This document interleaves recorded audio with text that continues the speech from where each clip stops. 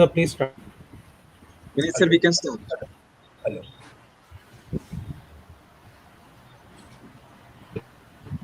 Thank you so much, one and all present over the Dean Faculty of Science and Technology, University of Mumbai. The guest of honor for the day, Ms. Tirakala, AO, General Manager, Department of Economic Analysis and Research, NABARD, Head Office, Mumbai. Professor Dr. Praveen Saptarshi, the eminent keynote speaker for the day. Mr. Dev Balaji, Professor Dr. Moshmi Datta, the speaker for the invited talk. All the esteemed chairpersons of the technical sessions and honorable invitees. Honorable Trustees of the Management of Thakur College of Science and Commerce, Kandivli, Mumbai. Honorable Principal Madam Dr. Mrs. C.T. Chakravarti from Thakur College of Science and Commerce. Vice Principals, Deans, Heads, Coordinators, Faculty Members, Non-Teaching Staff of TCSC and all the delegates across the country. It is indeed my great pleasure and pride to welcome all of you for one-day national conference on sustainable development, a green approach. The conference has been jointly organized by the Department of Botany, Department of Environmental Studies and IQSC of the college in collaboration with the University of Mumbai and chiefly supported by NABARD. I would also like to mention our co-sponsors, Speed International India Private Limited, Chemical Manufacturing and My Green Society. Dear spectators, sustainable development in simple word means the development without damaging or affecting the environment. The term was first used in Birdland Commission defined it as the development with sustainability that meets the present as well as compromising the ability without any compromising the ability for the future generations to meet their own needs. Every one of us wants a better place to live for which people need a better environment, a better economy, and a better social condition. But one thing we will have realized now that we need to be united not only to save the mankind, but even this particular blue planet if we want to sustain on this particular planet. And on this note, I would like to humbly request Dr. Mrs. C.T. Chakravarti, the principal of Thakur College of Science and Commerce and the chairperson of this conference, to please deliver her welcome address. Over to you, ma'am. Thank you, Vinit. Uh, a very a very good morning and warm welcome to all of you. Honorable Chief Guest for the function, Dr. Mrs. Anuradha Majumdar, Dean Faculty of Science and Technology, University of Mumbai. Guest of honor for the day, Tiyakala Madam, General Manager, Department of Economic Analysis and Research, NABARD. Professor Dr. Praveen Saptarshi, eminent keynote speaker for the day, Mr. Dev Balaji, and Professor Dr. Moshumi Datta, the speaker for invited talk. All the esteemed chairperson of technical sessions, honorable stalwarts, experts, researchers, teachers across the country, and my dear students. It is indeed a great pleasure to welcome you all on this one day national conference. Dear delegates, in 2018, the United States has laid down 17 goals and objectives for sustainable development across the globe, along with specific guidelines so that we can progress unanimously. India has played a pivotal role in shaping the pathway of sustainable development goals laid down by the United Nations and its effective implementation under the able guidance of our Honorable Prime Minister Shri Narendra Modi. The expression of collective efforts and inclusive growth, popularized by the Honorable Prime Minister of the country, forms the cornerstone of agenda of development in India.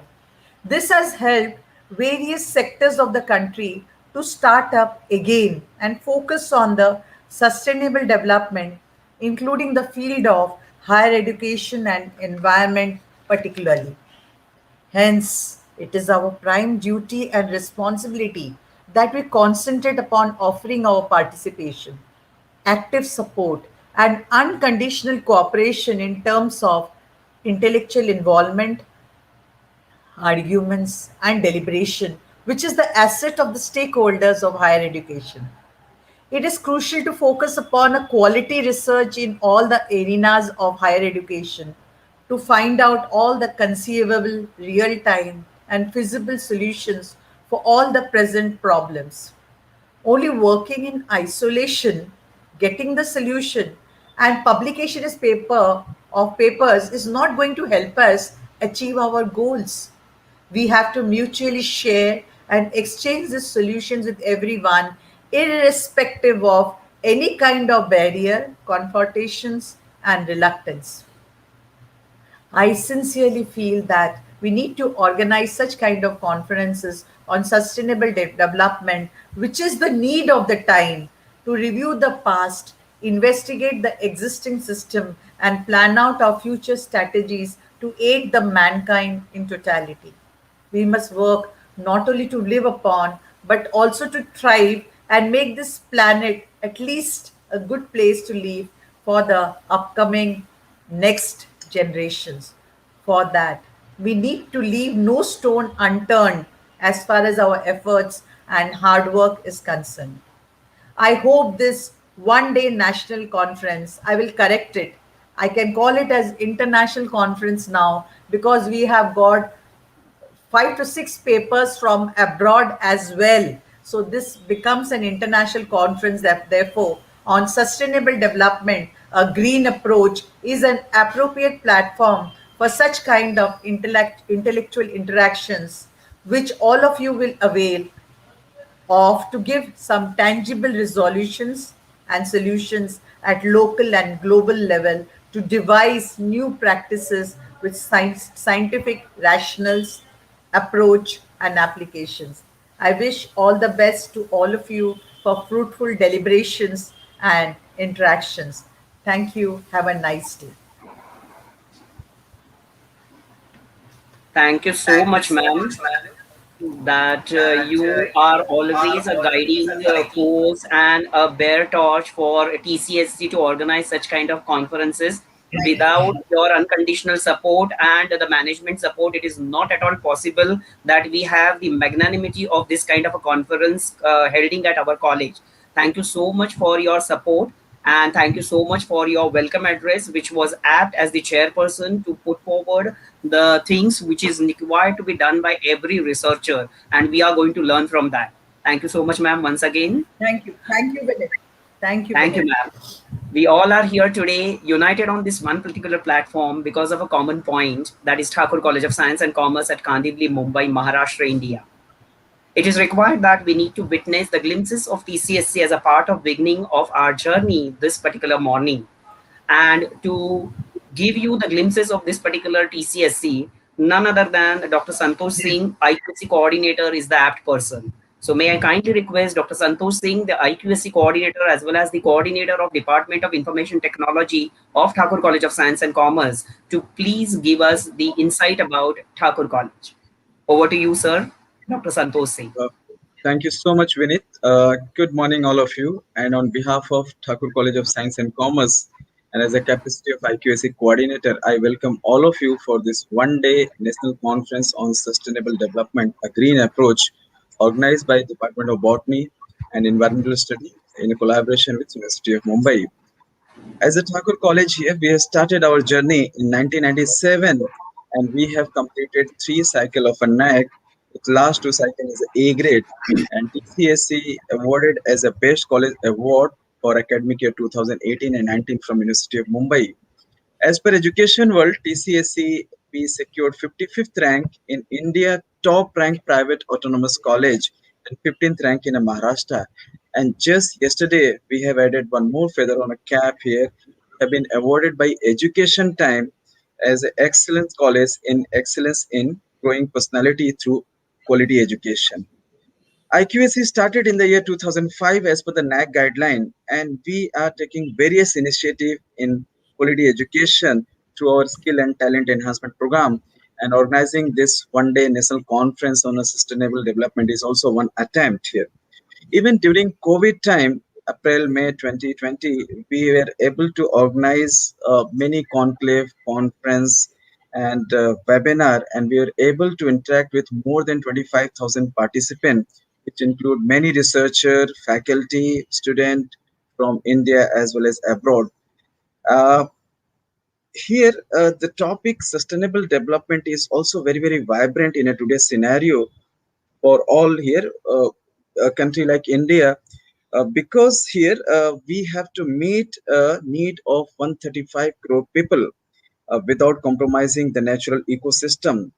And if you see the India rank in Sustainable Development Index 2020, we are at 117 rank, 117 rank, and top rank is by Sweden, Denmark, and Finland. Which I was just looking for some of the data, and I'm very much sure here this small attempt will have some excellent deliberation through this research paper, and I'm very much sure here it is going to have some fruitful outcome which will add here in this in the value education here. I welcome our chief guest, Dr. Anuradha Majumdar, Dean of Science. I welcome guest of honor Ms. Tiakala, and I welcome all the eminent key speakers, all the delegates, dignitary who has joined for this conference. And I wish all the best here. Good luck for this one day conference. And I hope here there is going to be some fruitful discussion with some fruitful outcome. Thank you so much for joining here this one day conference. Over to you, Vinith sir. Thank you so much, Santosh sir, for this quick journey of the college right from the inception till date. There is no better person to speak about it in the capacity of the IQSC coordinator. Thank you so Thank much. you so much. Dear spectators, we all know that we have congregated on this platform for the conference and very eager to go ahead with the searchful deliberations, but it is also required that we need to understand the aim and objective of this organization for this conference. And hence, may I kindly request Dr. C.P. Shukla, the head of the Department of Botany and convener of this one-day national conference, to enlighten us about the aims and objectives of this conference and other deliberations. Over to you, Dr. C.P. Shukla. Thank you, Vinith sir. Thank you, Vinith sir. A very good morning, chief guest of the function, guest of honor, respected principal madam, and all the office bearers of the Thakur College of Science and Commerce, and esteemed delegates across the country.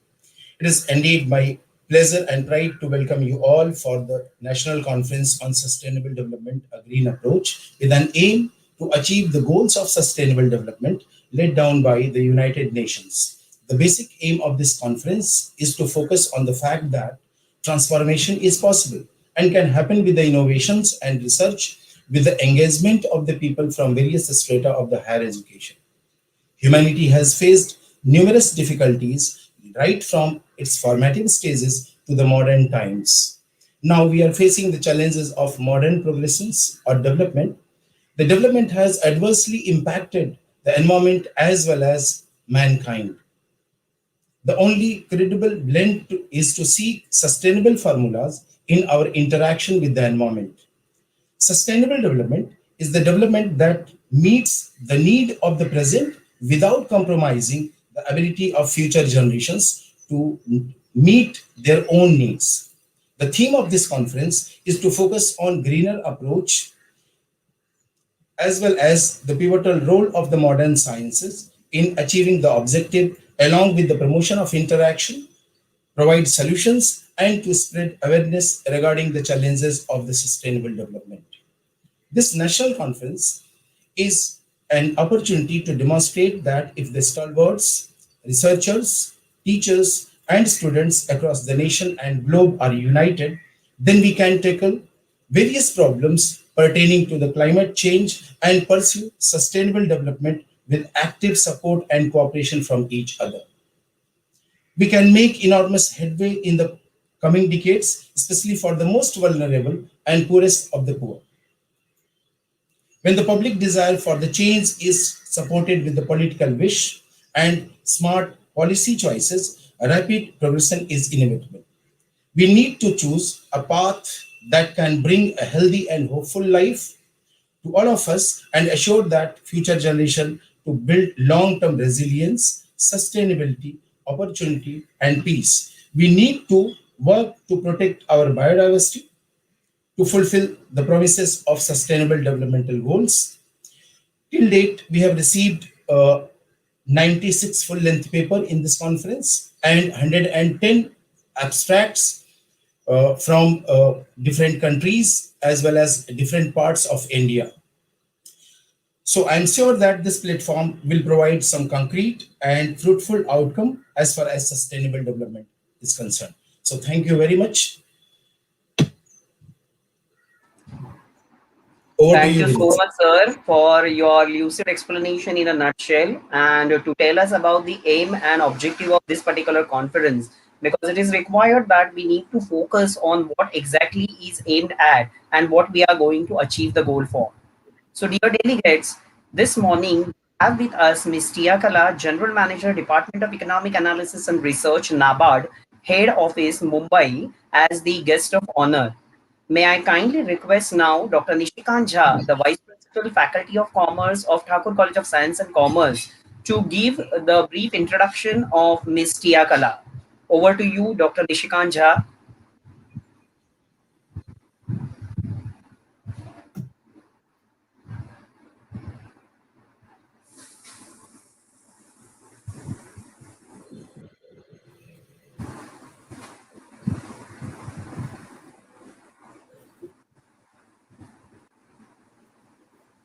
Maybe there is some technical issue. We will just wait.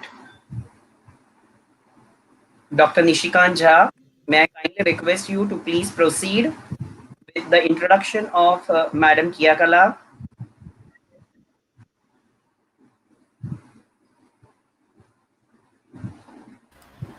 He requires to be put on the screen, Vinith. He has put the message in private chat. Put on this. He said, put me on the screen. Uh, Okay. Technical, Kaushik, you can add Nishikant. Technicals, can you please add Yeah, Nishikant Jha, sir? yeah. Thank you, thank you. Sorry for the technical issues. Thank you, Kanish. Uh, Honestly, we are really thankful to entire NABARD dear team, which is assisting for this event.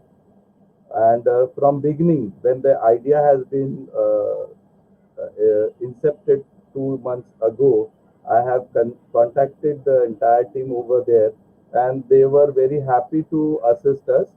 But formalization took time, and let me make this is very clear to all that Department of Economic and Analysis Research, which is a wing of entire NABARD, is always over requesting and making the people at large, if they are coming up with any kind of analytical research or any kind of social things which assist to the rural people and agriculture of India, because we are knowing that for agricultural finance, NABARD is a bank across India. So I'm really thankful to every entire team of Dear Ma'am. But to be precise and to be very sure that to you, because of your busy schedule, you have made this possible. And today in early morning, you came to inaugurate our function. We would like to make you aware that we got almost 100 papers across nation and few papers also from abroad, which is under process of review, and soon it is going to formalize into 1 or 2 volumes on ISS and Impact Factor Journal after review getting done, and subsequently it will be handed over to dear Department of NABARD. Ms. Takila AO of General Manager in the Department of Economic Analysis and Research of the Corporate Office of NABARD, that is National Bank for Agriculture and Rural Development. She joined the organization in 1993 and has worked in a various capacity in regional offices of NABARD in the state of Assam, Nagaland. She has been serving this corporate office in Mumbai since 2018. So she has very vast experience in this field. She holds a master degree in geography. So, ma'am, today our conference is also organized by Geography Department, EVS Department, and Dr. Priti Gupta, ma'am, is also from Geography Department. He has 18 years of vast experience, more than 2 decades or almost 3 decade experience as a development banker and she has also worked in areas like microfinance, financial institution, farm, off-farm sector development, credit planning, and infrastructural financing. Ma'am, you will be a key resource in days to come for college like Thakur College of Science and Commerce, which is an autonomous body, and we will definitely looking forward many more association as in terms of research, academic, and administration in days to come. Once again, on behalf of our respected principal madam, all higher authorities, and all the team of organizing committee of this conference, we welcome you, ma'am, for your speech. Thank you very much. Thank you so much, sir. And now may I kindly request Ms. Tiakala AO, the General Manager, Department of Economic Analysis and Research, NABARD, Head Office, Mumbai, to give her address as the guest of honor for this function. Over to you, ma'am. Thank you, Dr. Vineet. And thank you, Dr. Jha, for the lovely introduction. Good morning, everyone. Dr. C.T. Chakravarti, Chairperson of today's National Conference on Sustainable Development, the Green Approach. Honorable Chief Guests, Dr. Anuradha Majumdar, distinguished invitees, organizers of the conference, faculty and students from various participating institutions, ladies and gentlemen. Let me begin by extending a big thank you to Madam Principal and the concerned academic departments of Thakur College of Science and Commerce for inviting NABARD to be a part of today's national conference. It gives me immense pleasure to be participating in today's proceedings. As mentioned in the introduction, I have been serving in NABARD for the last 28 years and I've gained rich experiences as a development banker, having had an opportunity to work in areas of microfinance, financial inclusion, credit planning, and infrastructure financing. But as a student of geography, I have always been interested in the environmental sciences, and I've therefore kept myself abreast of issues in this field. I have been fortunate that working in NABARD has given me an opportunity to have worked in the farm sector as well as the off-farm sector. And through this exposure, I have had rich experiences of seeing NABARD sustainability programs in action. And therefore, I would like to take this opportunity of giving all participants today a glimpse of the interventions that NABARD has been engaged in for the past several decades as part of its green approaches to sustainable development. However, before I begin, let me take this opportunity to remind all gathered here of how important it is for us all to be seized with the need of practicing a development which meets the needs of the present without compromising the ability of future generations to meet their own needs, as has been quoted by previous speakers. This is what we call sustainable development. And it calls for all to make concerted efforts towards building an inclusive, sustainable, and resilient future for the people and the planet. Why the need for sustainable development? You have to blame humans. With our human activity, we have significantly altered the earth, leading to lasting impacts that include global warming, habitat loss, changes in the chemical composition of the atmosphere, oceans and soil, and mass extinction of plant and animal species. Since the 1970s, Earth's population has doubled and consumption has increased by 45% per capita. As a result, humans have directly altered at least 70% of Earth's land, mainly for growing plants and keeping animals. So these activities obviously necessitate deforestation, degradation of land, loss of biodiversity, and pollution. And they have had the biggest impacts on land, your terrestrial and aquatic ecosystems. In fact, you can see that human activity has really led to overexploitation of natural resources. Over 1 million species are on track for extinction, 1 million species of plant and animals. And there's a decline of more than 60% of the world's marine fisheries. Not only that, we are suffering from a scarcity of resources now. You know that nearly two-thirds of the world's population will be living in water-scarce, water-stressed areas by the year 2025. And food production needs to double over the next 40 years at a time when almost 23% of the world's agricultural land has been degraded. And add to that your climate change. You know, the increase in atmospheric temperature and extreme weather conditions have affected food systems across the world. Rising sea levels are threatening the extinction of small island nations due to climate change. So, why the green approach? The COVID-19 pandemic, which we have to bring in COVID-19. I mean, like it's, in every conversation. The COVID-19 pandemic, which adversely affected the lives and livelihoods of millions across the world, was not just a health crisis, but also an economic crisis and a food crisis, coming on top of the climate crisis. And like climate change, its effects will be most acutely felt by the poorest and most vulnerable countries and communities. And that is why we need a green approach to sustainable development. A green approach to sustainable development is therefore a commitment to social progress, environmental balance, and economic growth. It would aim at achieving economic growth that is socially inclusive, environmentally sustainable. It would include efficient use of natural resources, the adoption of new technologies, the minimization of environmental impacts, and the reduction of risks associated with natural hazards and commodity scarcities. It would require rethinking growth strategies with regard to their impacts on environmental sustainability and the environmental resources available to poor and vulnerable groups. Now, for this today's sharing, I would basically like to concentrate on what NABARD has done with respect to sustainable development. So my next few paragraphs would basically highlight NABARD's approach to sustainable development. Now, in NABARD, we have so many dedicated funds for different purposes.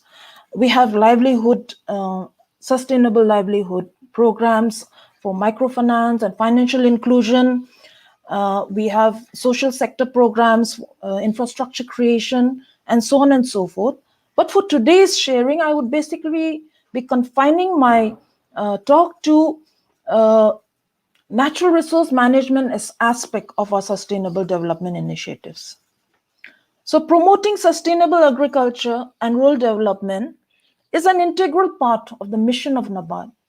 About two-thirds of the population, the nation's population, live in the villages and depend directly or indirectly on agriculture and allied activities for their livelihood. The agriculture sector faces several challenges, such as small and fragmented land holdings, low levels of farm mechanization, low irrigation facilities, underdeveloped post-harvest infrastructure, etc. Further, more than half the cultivated land is rain-fed and still left to the vagaries of the monsoon. So past experiences have shown that poor performance of agriculture leads to high inflation, low efficiency of agriculture, farmers' distress, and a larger political and social disaffection, all which can hold back the economy. So Indian agriculture and thereby the economy is increasingly vulnerable to the adverse effects of climate change.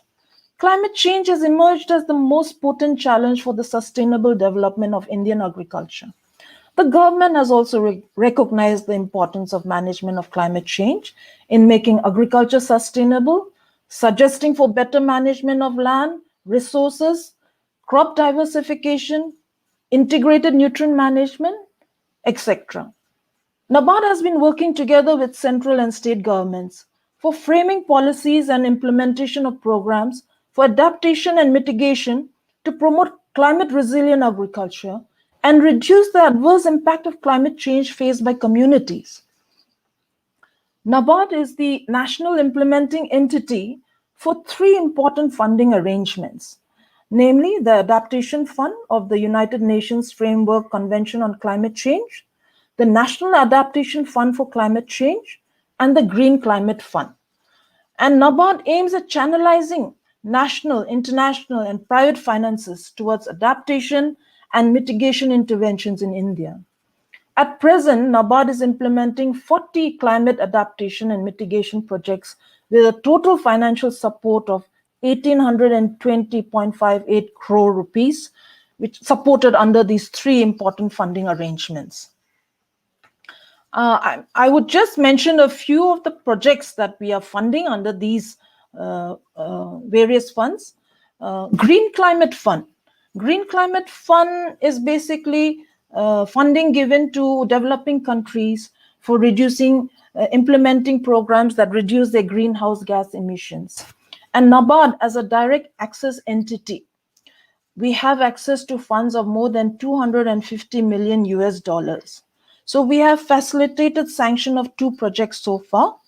The first project was sanctioned to Tata Clean Tech Capital Limited for solar rooftop segment to create a viable economic model.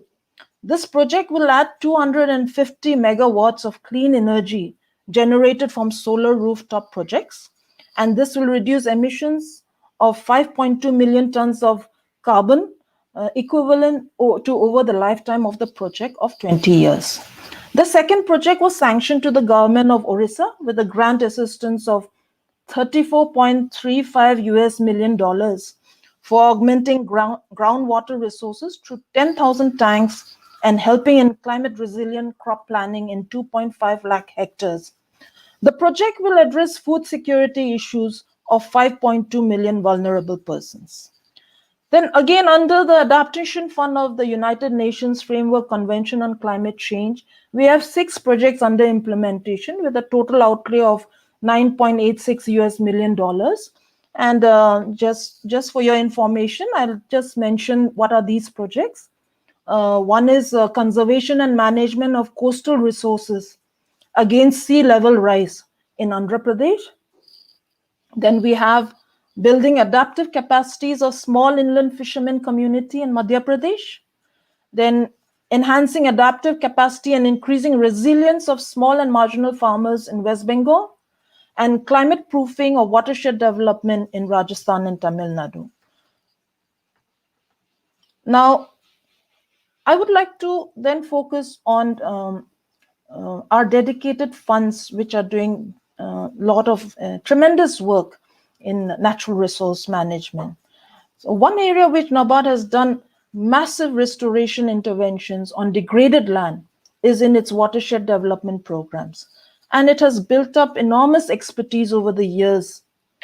After successfully piloting the Indo-German watershed projects in the early 1990s in arid and semi-arid regions of Maharashtra, NABARD instituted a watershed development fund in 1999-2000. And every year from out of this fund, we have been funding watershed projects all over the country across different geographies. And we have so far supported 3,295 projects spread across the length and breadth of the country, covering a total project area of 23.05 lakh hectares and a committed grant support of 2,147 crore rupees. Because we have so much experience and so many programs, watershed programs have been conducted over the years, we at DEAR have conducted impact and mid-term evaluation studies in these project areas, in the completed project watershed projects. And these have been done through different agencies. And the major findings of these studies have been very encouraging. I will just list out the findings. There has been an increase in area under cultivation by up to 35%. There has been an increase in the productivity of various crops ranging from 29% to 153%. There has been a significant increase in groundwater recharge in watershed areas. There has been an increase in the net sown area from ranging from 26 to 35%, and irrigated area, which has increased by up to 29% in the watershed areas. There has been an increase in cropping intensity, ranging from 114 to 133%. And most important of all, there has been a reduction in migration due to creation of employment opportunities in the watershed project areas, in the villages.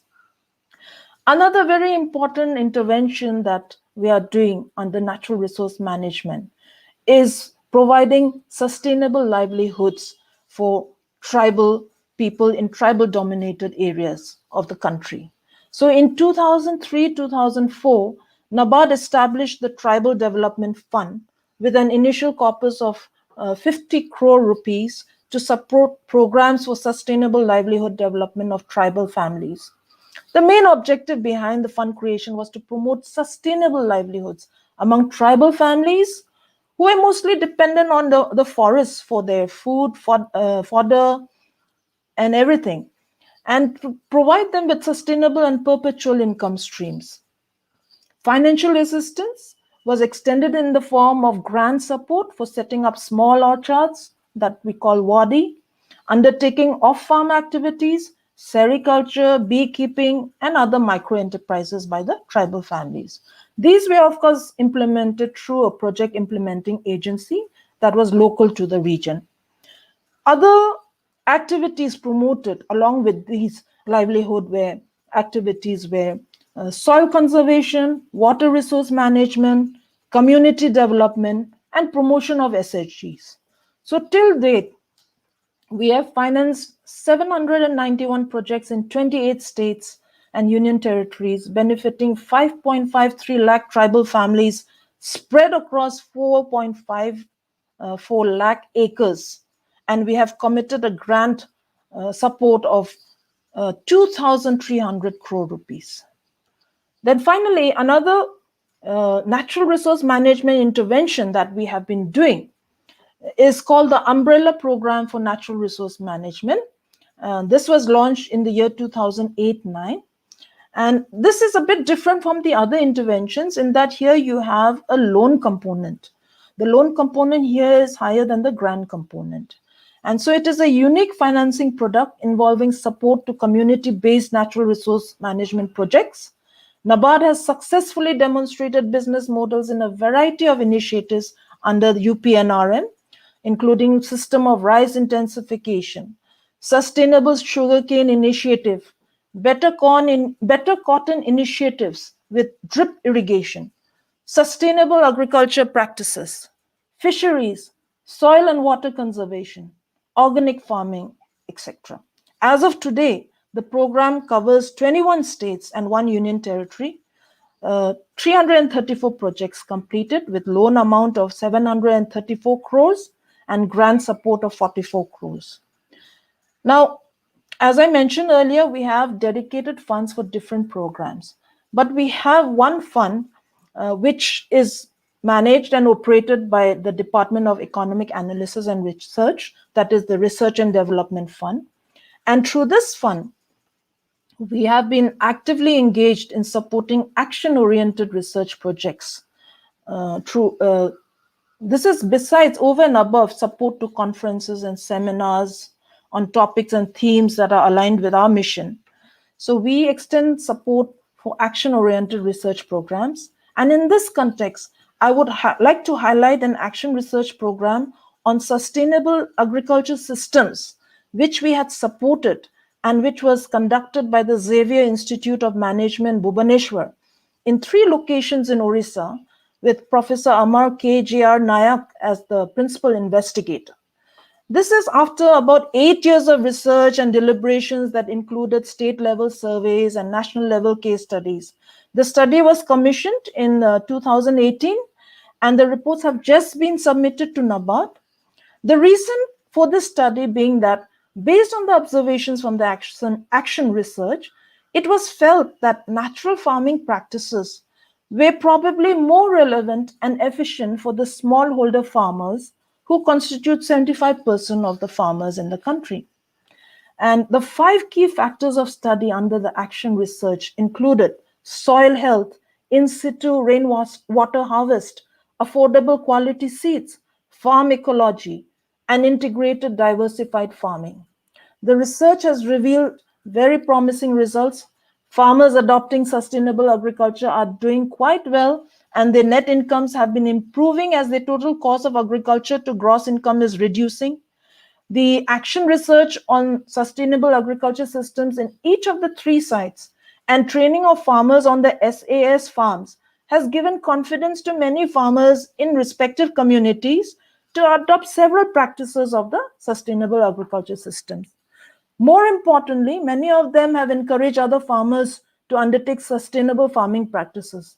In fact, the simultaneous engagement of SAS action research with the local farmers have helped the learning, sharing, replication process to move faster.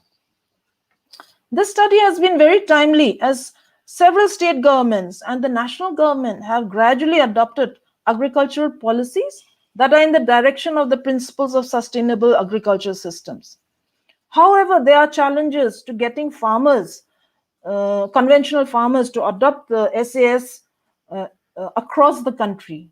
And they include factors such as issues of adoption by the conventional farmers as they fear the loss of production in the early years, lack of codification and simplified knowledge systems. The conventional farmers are not confident to move forward with the unknown and apparently complex system, etc. Fortunately, the agency that we have engaged has prepared a beautiful, detailed operational manual on sustainable farming to help communities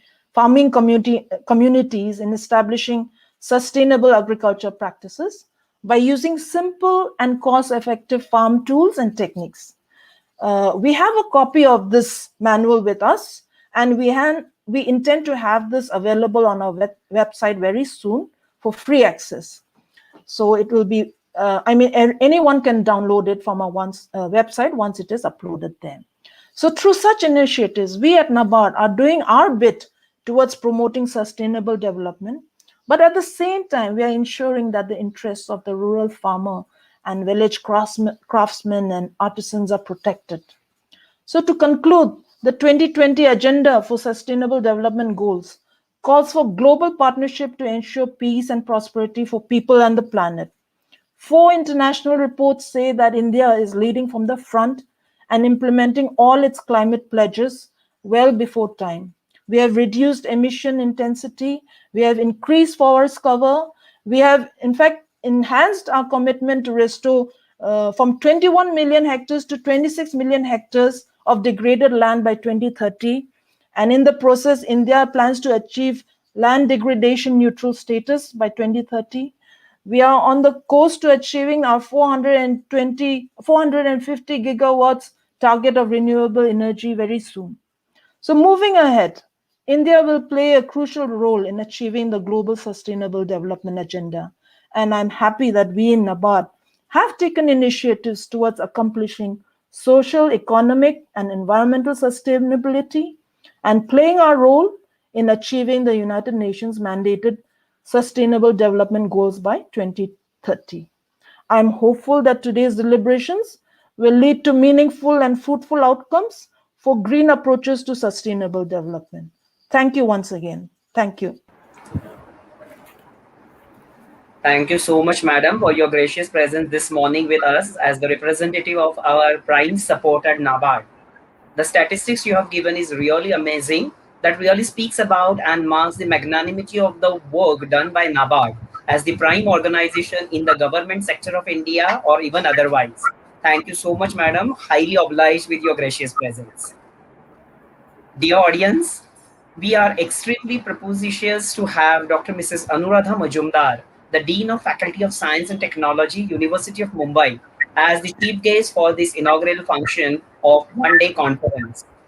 May I kindly request Dr. Mrs. Preeti Gupta, the head of the Department of Environmental Studies and the co-convener of this particular conference, to give a formal introduction of Dr. Mrs. Anuradha Majumdar, the chief guest. Over to you, ma'am, Dr. Preeti Gupta.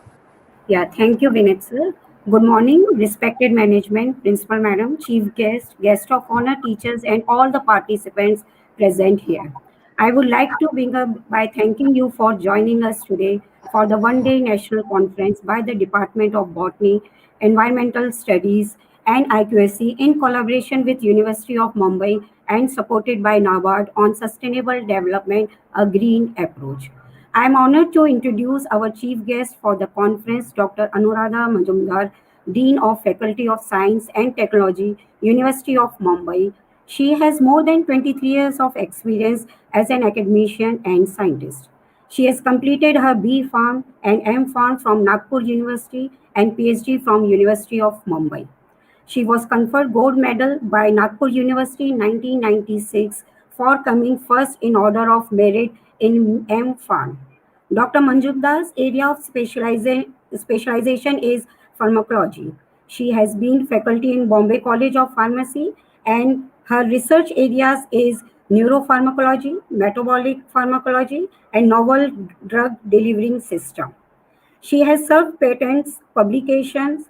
She has several patents, publications, book chapters, and international presentation to her credits.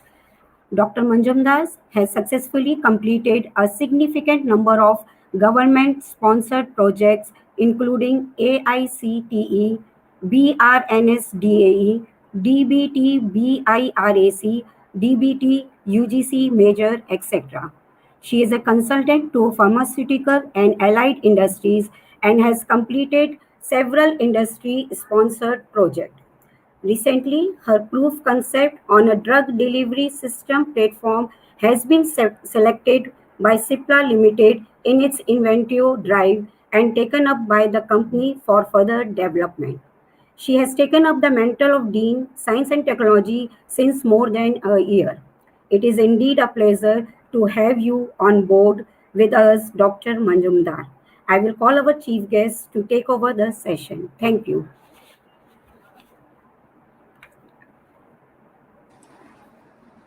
Thank you so much, ma'am. May I kindly request Dr. Anuradha Mujumdar to please proceed? Over to you, ma'am.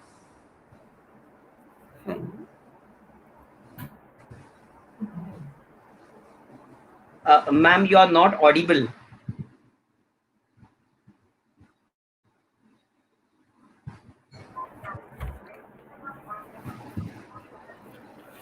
Please unmute yourself, ma'am.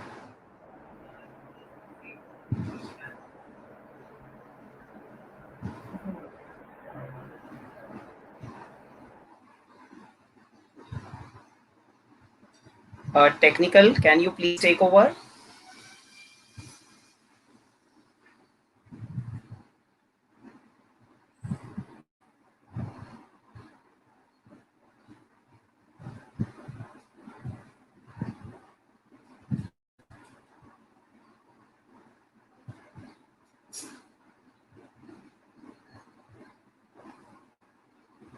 Ma'am, can you please unmute yourself?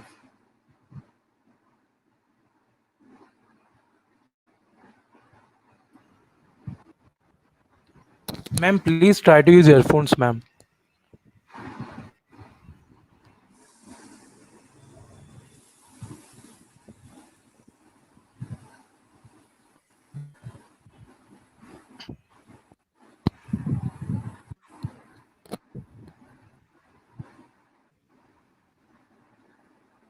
Kindly excuse us for this technical fault. We will just resume in a short while. Anuradha madam is going to speak about the various topics which are pertaining to this particular conference. We'll be patient enough to hear Dr. Anuradha Mujumdar as the Dean of Science and Technology Faculty of University of Mumbai.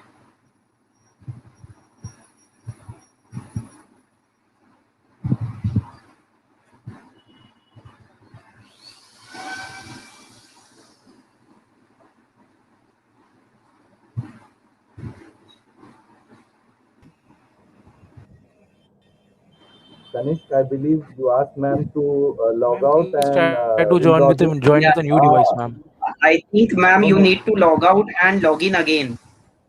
Yeah, and allow your microphone and camera to tell her, ask her to allow her microphone and camera to be supported by StreamYard. Then only it will happen.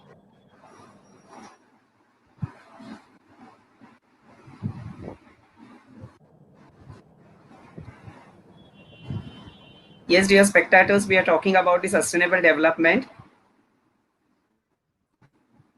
And this is what is the technological development, what we are facing now. Today, we are on the global platform all together because of the technology, but sometimes the technology fails and the human star is been seen again. That is what I think every one of us we are talking about the humankind which is required on this planet as well as the protection of the earth. Ma'am, I think you need to unmute yourself. Anuradha, ma'am.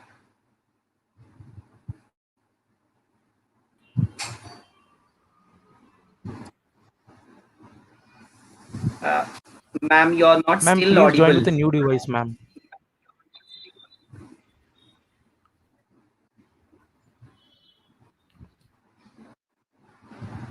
With a new device, ma'am.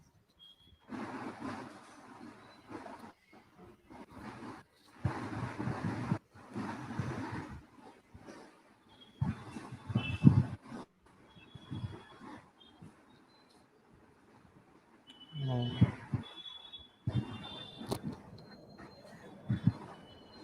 Ma'am, you can join with mobile phone also. Simply mobile phone also you can join. If computer is not working Ma'am, appropriately, is you it can still possible for join you with to join with mobile? they still come with the mobile phone.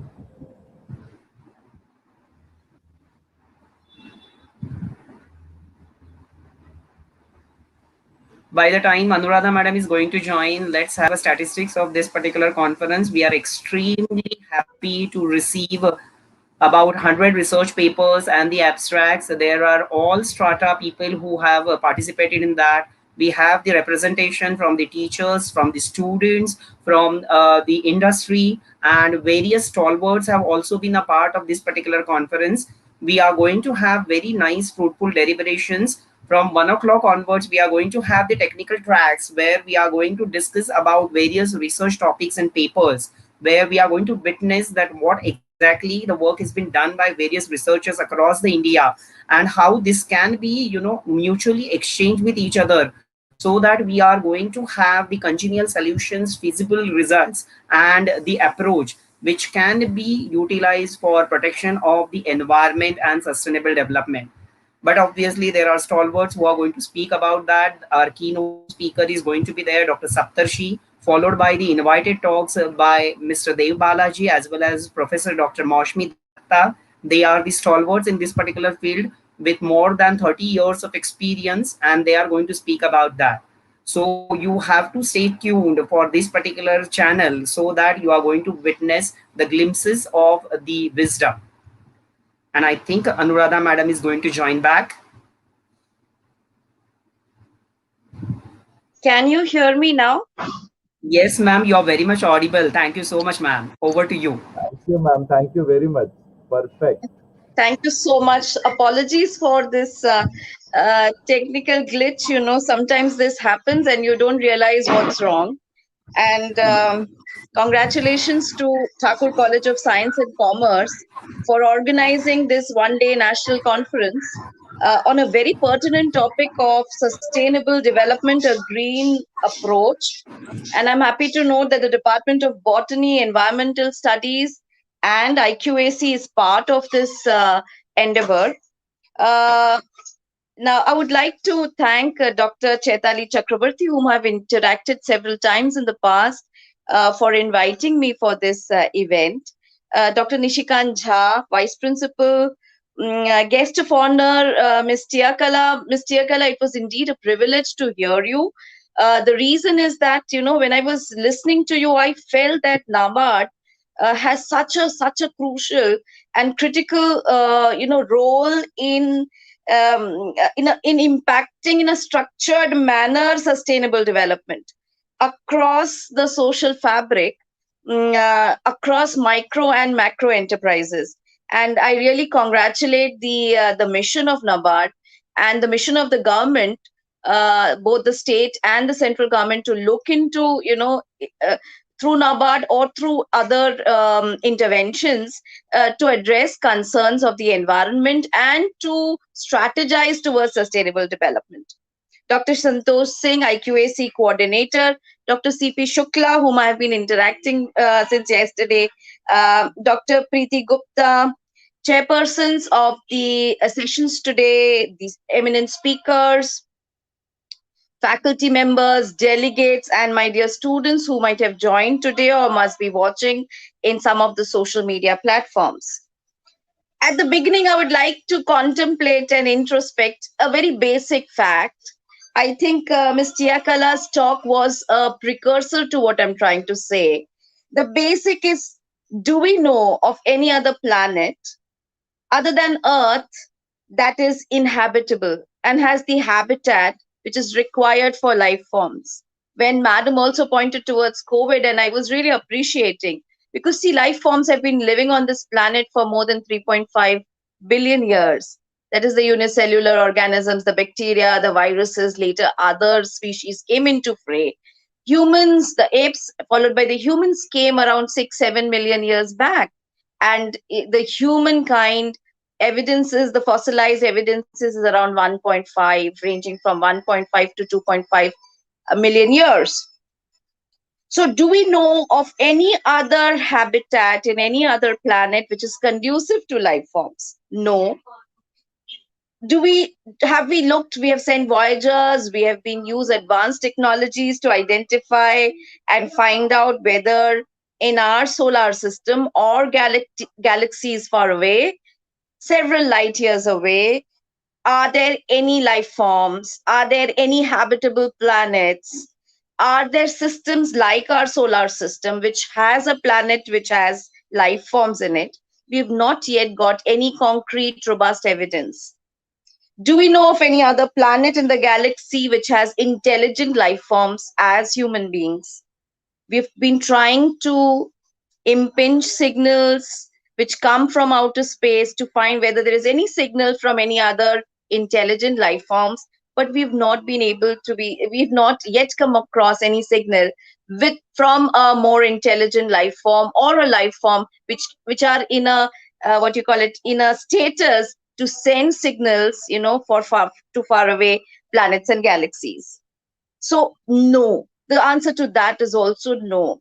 Recently, we got so many pictures of Mars where they've been trying to identify whether microbial species existed, the presence of any traces of water, and likewise. But we've got evidences. But even if we now talk about Martian living, it is something which is to be created, it is to be structured, engineered by humankind, and it will be very artificial, because Martian atmosphere does not necessarily sustain life form just like the planet Earth does, although the temperatures might be conducive.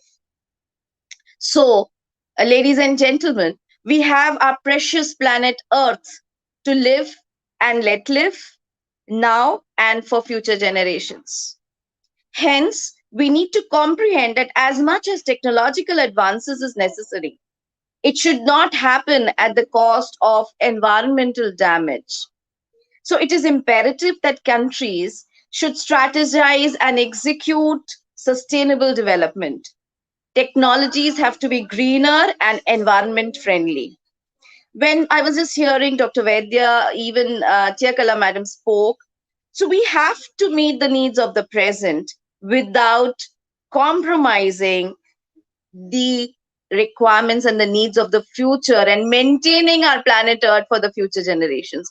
That is our prime responsibility and duty, and we need to work towards it.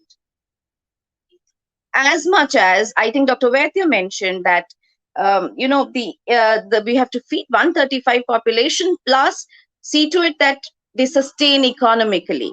So that's a challenge. But there we need to, like organizations like NABARD, we have to see how do we ensure food security today and for tomorrow without eliciting climate change, without depleting forests, without looking into deforestation. How can we have a more vertical farming technique and other techniques which will improve the yield without compromising environmental concerns? So at this point of time, I would like to congratulate Dr. Chaitali Chakrabarti. Not only that you all have started at 1997 and in these 23, 24 years have got accolades for yourselves, NAC accreditation, autonomy, lot of awards. And I think you, as a leader, and your team are doing a wonderful, series of activities and maintaining the quality of education in your institute. And also, like, organizing such kind of conferences adds on to the merit of your organization.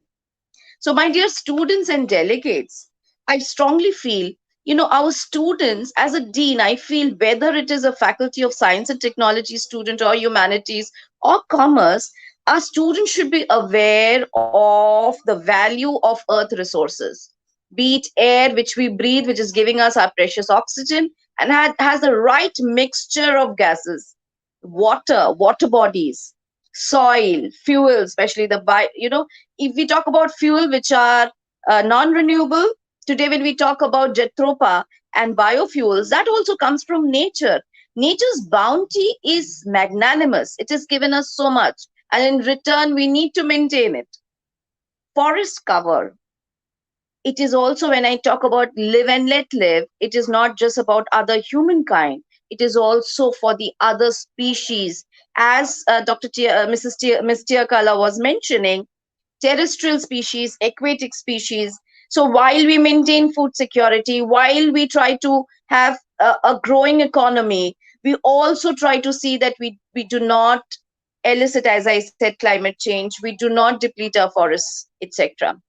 As Ms. Tiakala said, the most adverse impact of climate change and environmental damage is always impacting the poor and the vulnerable the most, and we need to keep that in our mind. And organizations like United Nations, local Indian organizations like NABARD can not only do advocacy in this, but can also engage and intervene to bring about positive changes for greener technologies and greener processes and economic development while sustaining the planet. So we need to conserve, keep all these earth resources viable and clean. And our students should be made aware of it from school education to higher education. So, as I said, that, when I was just doing a bit of homework before joining you, uh, the human activities are responsible for almost of all the increase in greenhouse gases in the atmosphere over the past 150 years. So we have been the culprits. You see, the other species, bigger mammals, are now restricted only to the sanctuaries. The forest cover also are sanctuaries, and we really need to actively prevent depletion of the forest and killing of the wildlife. So see, so much of changes. When I was thinking about humankind, evolution of humans across these million years, so what we understand is, when we as a humankind go near a forest cover, see greenery around us, we feel secure, we feel sanguine, we feel safe. When we see a clean water body around us, spring flowing around us with the gushing water, we feel safe, because mankind knew we need clean water, we need green forest cover for our sustenance since generations. But today, sometimes at the cost of economic growth, we sometimes don't understand that these effluents which we release in groundwater and other resources are going to adversely impact exponentially our environment and the future generations. In one day, an average person breathes out 500 liters of the greenhouse gas, that is carbon dioxide, that is you and me. But what has nature done? Nature, when our mitochondria in aerobic processes is creating, using oxygen, which we breathe in from the air, and we breathe out carbon dioxide, because these mitochondria is using the carbohydrates and in the entire aerobic metabolism in forming the energy source of our body through each cell, that is adenosine triphosphate, ATP. We evolve out carbon dioxide, which we exhale out. So that adds to the greenhouse emission. It is always added. And now you see the numbers, as all the previous speakers were mentioning, we have increased, our population has increased exponentially. So what happens is, what does those tree cover does? The chloroplast in the plants, right, the green leaves, they convert the carbon dioxide into oxygen, and at the same time, produce carbohydrates for us, which we eat. So see our umbilical or primal link to plants and the green cover, which is very important to just how nature has not only, is able to buffer the carbon dioxide which we evolve through the plants, which they use positively through photosynthesis and give us oxygen and carbon and carbohydrate. So that is nature's way of creating balance. That balance is lost when we are using fuels, we are burning fuels. It's very important for us and the students to understand what do we really need, how much do we need in this consumeristic society and this millennial culture. So it is very important to understand our link with the forest cover. And as others said before me, at an individual level, as a community, and as organization and industry, work towards greener technology, greener processes, and sustainable development. As individual, we should realize, do we need to hoard stuff? Are we increasing our carbon footprint by the devices which we use, the vehicles which we use? That's the reason in between government was promoting pool cars and pool vehicles to go to your office, right? It's a small gesture, but that would make a cumulative impact. At an individual level, each of our routine practices, can we make it more greener? What happens to our digital waste? Can we pledge towards reducing our digital waste? Can we pledge towards making our processes and our activities of the day more? Earlier days, we used to use earthenware. We used to use leaves as thalis, right? We used to use lot of steel utensils, which later in a setup of large, meats, styrofoam was being used. Very bad for environment, right? Can we again go back to earthenware, right? Can we adopt those practices which was adopted by our forefathers, which were much greener? They did not have so many pairs of clothes which we have today, because they knew what was the necessity, and they used to have a frugal existence, and that was very much environmental friendly. As a community, how do we work to reducing our waste which is non biodegradable, by using fuels which are greener, which are using energy efficient processes? As organization, as industry, for example, the University of Mumbai, as you know, has more than 837 affiliated colleges, close to 56 departments and centers. We've been trying to go paperless, to make complete e-governance, which is a challenge, as Ms. Tia Kala was also mentioning, because very difficult for old school to change practices, you see. So adopting and also embracing the practices by the end users is very important, the greener practices. At a university level, we're also trying to do that, to do our bit to reduce the carbon footprint. So it has to be a collective effort, and it has to be multi-dimensional, multi-level engagements, which is going to give us our yield. I would urge the scientists of Thakur College of Science and Commerce and other scientists who have joined us today to look into, as Dr. Chetali was mentioning, to applied research, to actually find solutions to environmental concerns and problems and issues, to look for more greener energy forms. Many people are working, even in IITs, on improving our solar cells and solar batteries. Similar kind of research which will help us harness our natural resources in an environmental friendly manner. Effluent treatment is going. I know about biotech industry, pharma industry, active pharmaceutical ingredient based industries used to have a lot of influence, and now the regulatory agencies themselves merit them and award them and point them and give them green credits. So this is something which is going to improve the adherence of the industries, and industries will also do their R&D to reduce their effluents and treat their effluents and see to it that our groundwater and our water bodies do not get polluted. So make the processes through research more greener, less use of organic solvents, volatile solvents in the industrial processes, make more energy efficient processes and technologies. My dear Mumbaikars, my delegates who are from Mumbai, scientists, we should pledge on three things. That is, I call it as MQ, making Mumbai greener, Mithi conservation, bioremediation, the Mithi River, which stands for a central river which flows across Mumbai metropolitan, which is coming from the suburbs, right? And mangrove conservation. So M Cube stands for Mumbai, our city, the making it greener and cleaner, mangrove conservation, and Mithi conservation and remediation.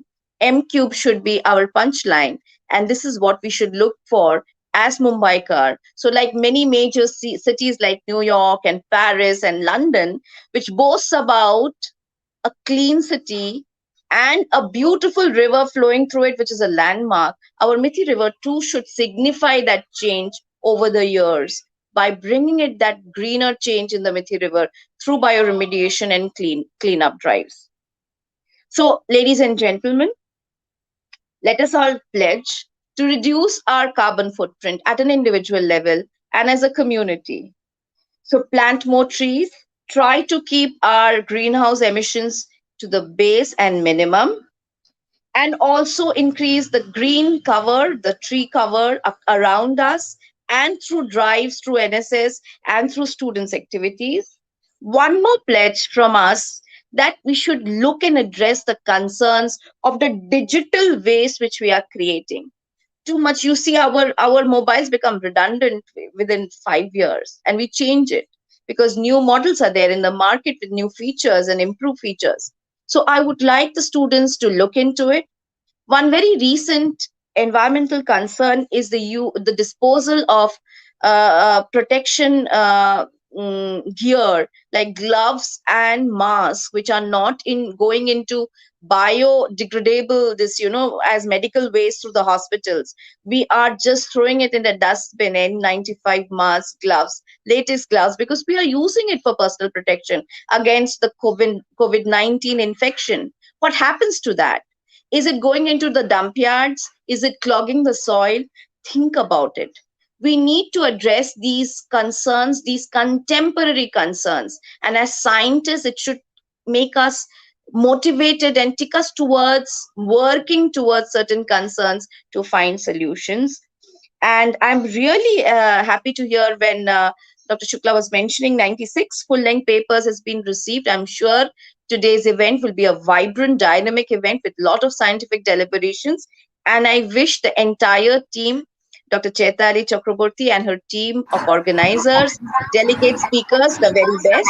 Thank you very much for inviting me as the chief guest. I'm privileged. Thank you very much. Thank you so much, madam.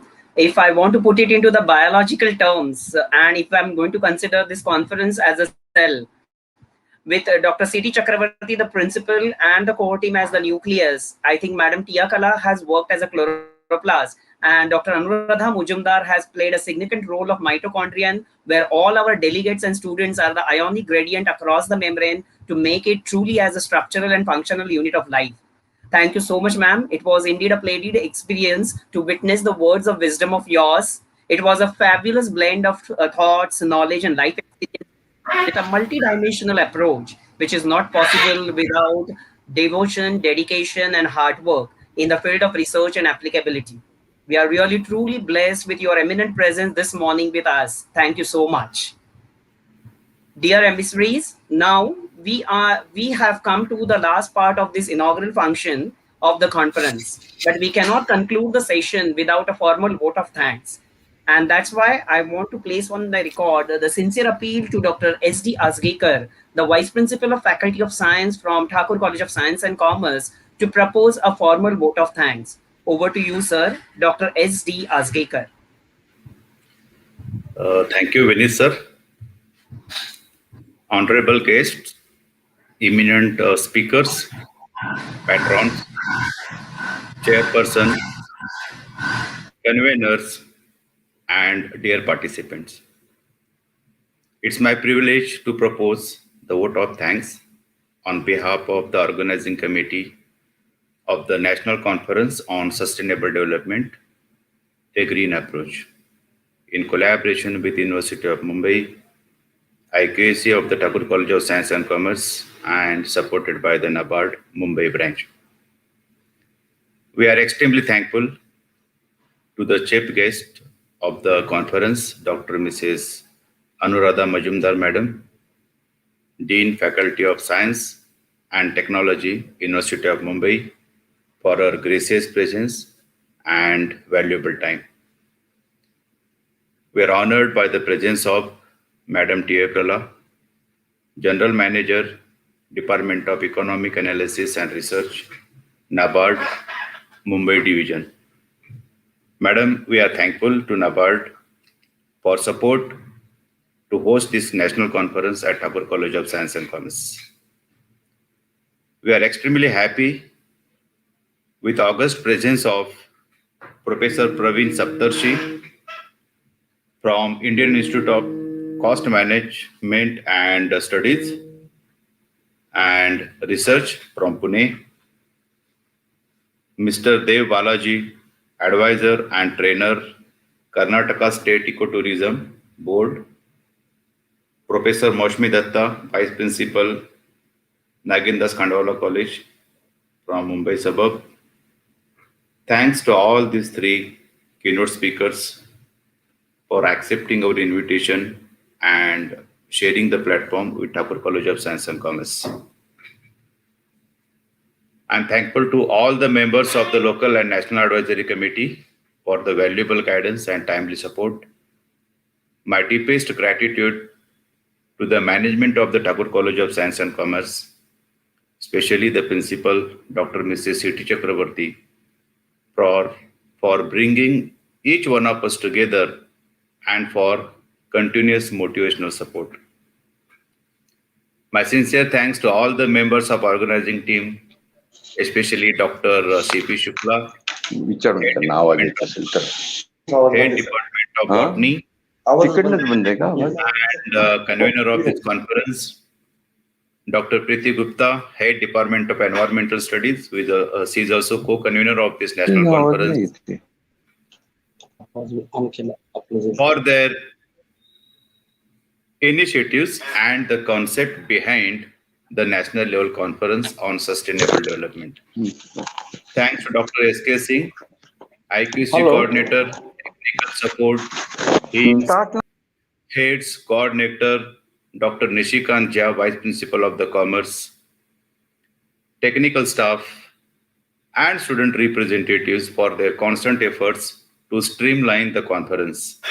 I must mention our deep sense of appreciation to all the participants for registering for this national level conference and forwarding the research papers. Thank you, everyone. We are thankful to the authorities of the University of Mumbai for collaborating with Thakur College of Science and Commerce. Thanks to authorities of NABARD also, and other sponsors for the support to organizing the conference. Once again, I thank one and all and wishing for the fruitful outcome and enriched discussions during the conference. Thank you, Dr. Vinit Vaidya, for synchronizing the inaugural function. Over to Dr. Vinit Vaidya. Thank you all. Thank you so much, sir, for your kind words. It was indeed a nice vote of thanks as usual, which was very crisp and apt. Thank you so much for the gracious presence of all the dignitaries for their valuable time as well as precious words. Dear audience, now we are requested to stay tuned because we are going to start with a keynote address followed by the invited talks by the eminent stalwarts and speakers in spoon moments. Dr. Saptarshi is already joined. So without any delay, we are going to start with the keynote address because we are running short of time. So we are having three stalwarts amongst us who are going to take us through the journey of the wisdom with their words. We have to just adhere to their words and make ourselves committed to witness a spectacular pathway. Ladies and gentlemen, we are going to witness Professor Dr. Praveen Saptarshi as well as Mr. Balaji and Professor Dr. Moshmi Datta. Already Dr. Praveen Saptarshi is with us. He is going to deliver his keynote address, for which may I now kindly request Dr. Vijay Jadhav, the Dean of Academics, Faculty of Science, Thakur College of Commerce, Science and Commerce, to please introduce Professor Dr. Praveen Saptarshi. Dr. Vijay Jadhav.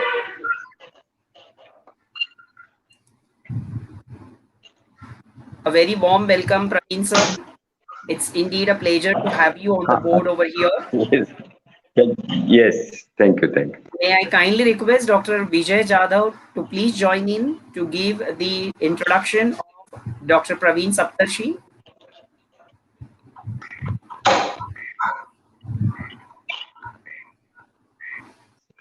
If he is not connected, may I start?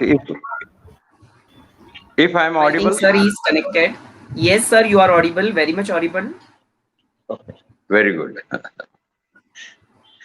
Sir, just a moment, he is joining. Okay, okay, no problem. Yeah.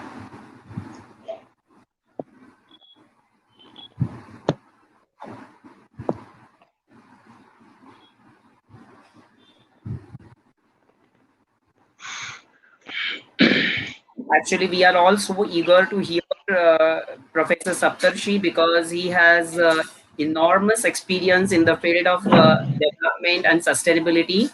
He is not only the teacher, guide, mentor, but he has done a lot of research work in this particular field. And he is going to enlighten us with various aspects of sustainable development. Actually speaking, when we spoke to sir at that time, we asked him that, are you going to do the PPT presentation? He said that that is not required. The technical support is not required. My words are enough. And that was really great. Thank you so much, sir, to accept our invitation. And I think Dr. Vijay Jadhav is going to join in short while. Sir, kindly bear with us because of the technical glitches.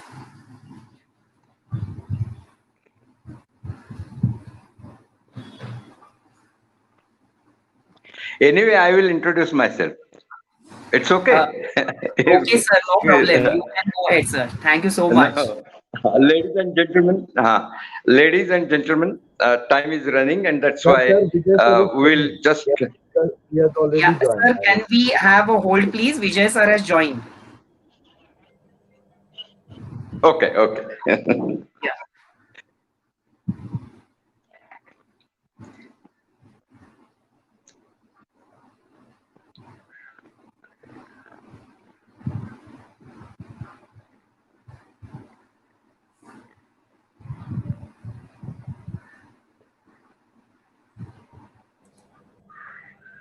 Vinit sir, I'm leaving so that it will be convenient for him to project Vijay sir. Connect के लिए easy हो जाएगा. So thank you Yes, very much. Nishikant sir. I'm leaving so that it will be convenient for Kanish to formalize 4 speakers over there. Okay, okay. Streaming through YouTube now. Yeah.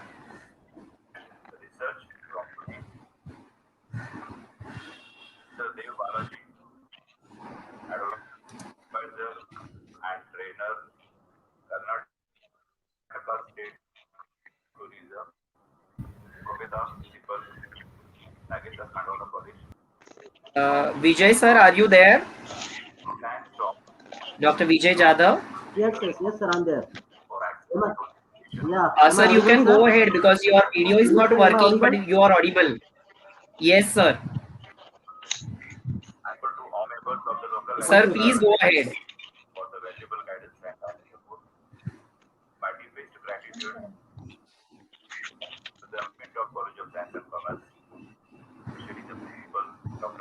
Vijay sir, please go ahead.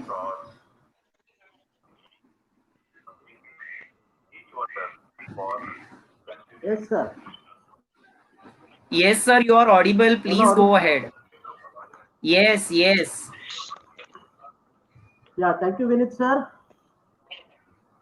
A glorious morning and warm welcome to one and all present over here on this virtual platform. I'm really privileged to you, the eminent keynote speaker for today's conference, Dr. Praveen Saptarshi. He is Emeritus Professor, Sustainability Management, Indian Institute of Cost and Management Studies and Research, Pune. Sir has a teaching experience of 50 years in various reputed academic and research institutes. He is a recipient of Best Teacher Award from University of Pune, second time from Pune Municipal Corporation, and third time from Bharatiya Jain Sangatna. He has held various positions in the field of academic research and administration, such as UGC Emeritus Fellow, Department of Environmental Science, Savitribai Phule, Pune University, visiting professor and head visiting professor and coordinator study abroad course in India, Salisbury University, Maryland, US, professor and head Department of Environmental Sciences, University of Pune. Sir has guided 7 MPhil and 52 PhD research scholars. He has completed 13 research projects sponsored by various reputed funding agencies. He has projects under consultancy. He has 154 national and international papers in his credits. He is also a renowned editor of 5 research journals. He has an experience of working as a member of university statutory bodies such as member of BOS, member of RRC, panel member of referees for PhD and MPhil of various universities from the state of Maharashtra and Gujarat. He was a NSS program officer for a period of 18 years at SP College Pune and PS College Ahmednagar.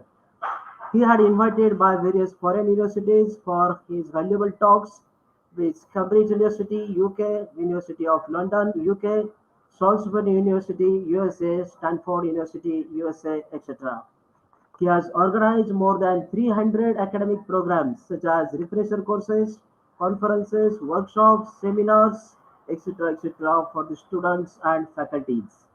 He has also delivered keynote addresses, invited talks, and was a resource person for more than 200 academic programs. And with that very brief introduction, I would now like to invite our esteemed keynote speaker, Dr. Praveen Saptarshi, for his keynote address. Thank you. Over to you, sir.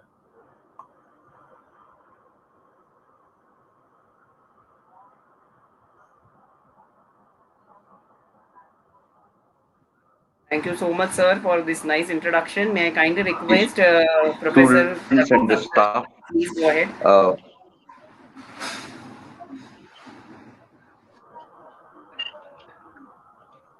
Okay. May I start now? Hello. Yes, sir, you are very much visible and audible. Please go ahead. Hello. Yes, sir, you are audible Okay. and visible. May I also. start? Okay. Yes, please, sir. Yes. Thank you.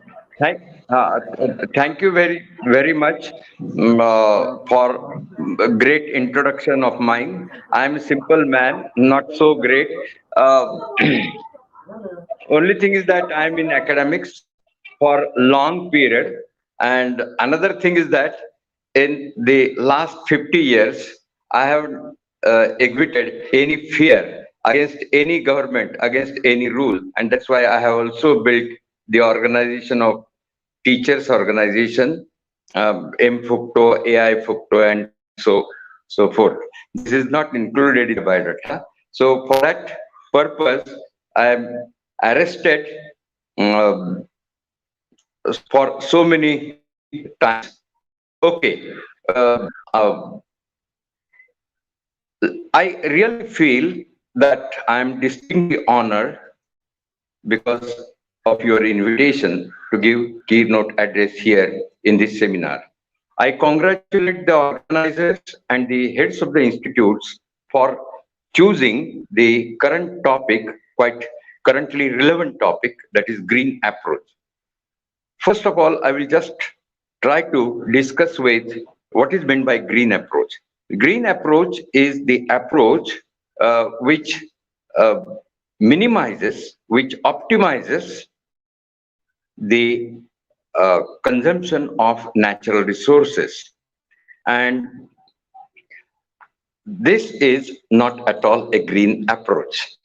So there is a green logo also, green supply chain, green marketing, green the green methods, or you can say that the environmental management system. So green management is also there. Now that green, this word has become so popular, and many corporates, many manufacturers, they misuse this green logo and green try to enter into the green marketing. Otherwise, they are not green. So, which is popularly called as green may not be a green one. So, for example, let us take the example of green revolution some 40, 50 years back in India. And that was, people always praise the great scientist who has who has designed this uh, green revolution, means the change in agricultural setup.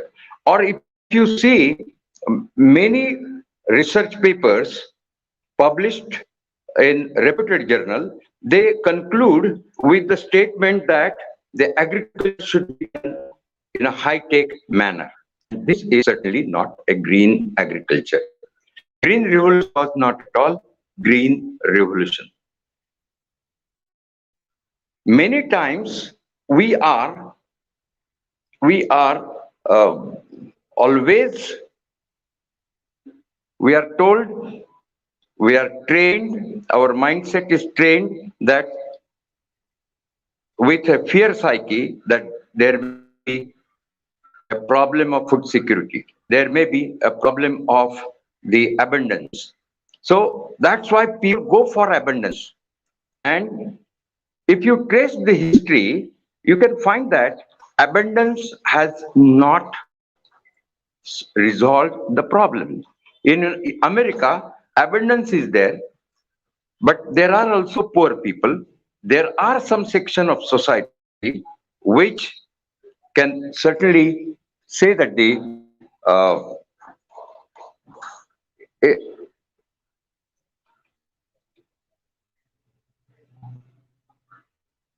hopefully my I'm audible. Yes, sir, Hello. you are very. Okay.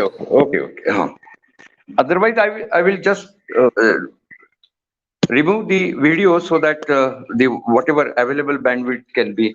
Okay, then I will continue then. So this green revolution is based on the corporate inputs in agricultural, uh, and this was definitely a key factor for manufacturers to enter into agri business. And that's why all over the world, the green revolution is based on the high-tech things. In US, you can find that the spraying is done with helicopter or the small planes. And this is certainly not a green approach. I will again tell you that one story that the most of the times the Americans have ego and they say that yes, we can do it, we have a technology, but not at all. So technology is not the solution. For example, take the case of the technological intervention in agriculture. So we started in 80s, in 90s, in the name of green revolution, in the name of water scarcity, we started using the groundwater. And if you see the government policies, the policy says that uh, we can use the groundwater in a conjunctive manner. And if rain fails, the groundwater can be utilized. And that's why bore well should be constructed. And bore well or two well in North India. So for constructing such wells, uh, we are for constructing such wells,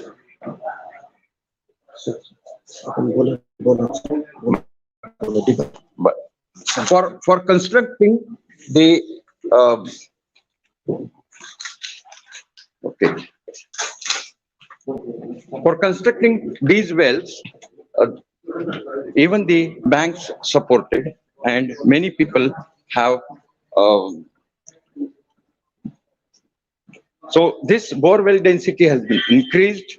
This leads to depletion of groundwater. This leads to this has led the uh, destruction of a resource, groundwater resource, which was available, which was available to all. Means the groundwater, when it was at the upper level, then this was definitely available for, means well distributed to all. And when groundwater level goes down, so it can be excavated, it can be uh, used by rich people who has got submersible motors, submersible pump sets and everything, and electricity. So this water resource has become the concentrated one. So there is why we should say that the green approach is important.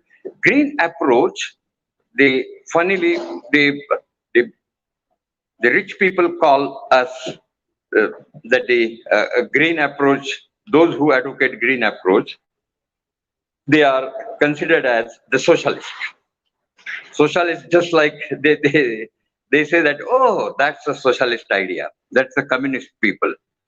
In our country also, many rulers, so they always criticize the people. If they are not in position to criticize us, they will call us Deshadrohi or communist or Dharmadrohi, whatever it may. So actually, they don't want. Who doesn't want the green approach? Which section of society is against green approach? This is to be understood properly. So those who are against green approach, they want to concentration of natural wealth, and they want to capture natural wealth in their own hands, depriving the others. Large section of society is deprived. Then and then only flow of natural wealth, natural resources can be with in the few hands. I will just explain one example. Cargill is a multinational company, CARGIL. It is food giant.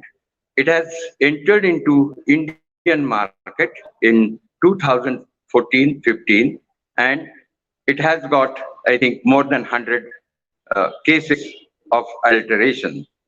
And our government has changed the rules just to accommodate these people. For example, the rule was changed in 2015.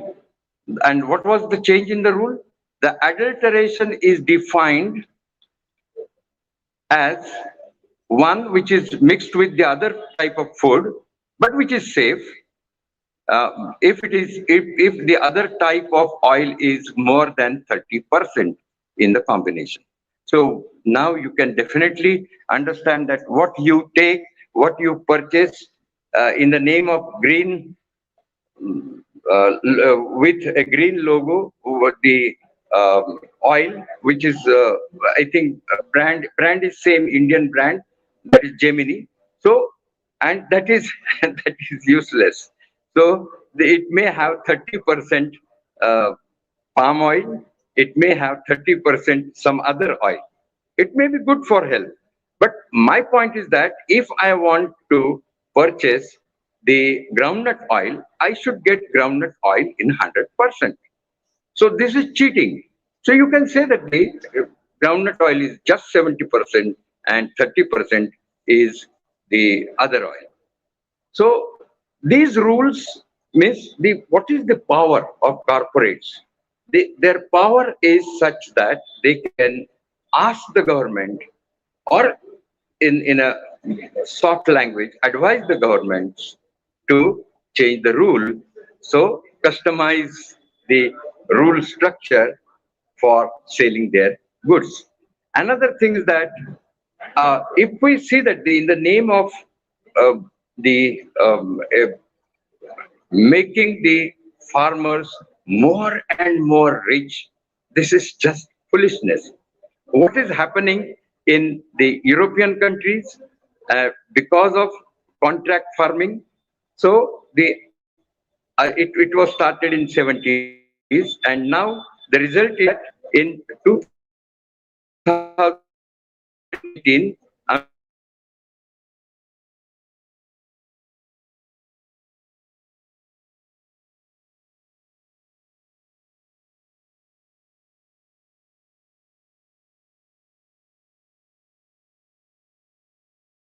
has This is one thing.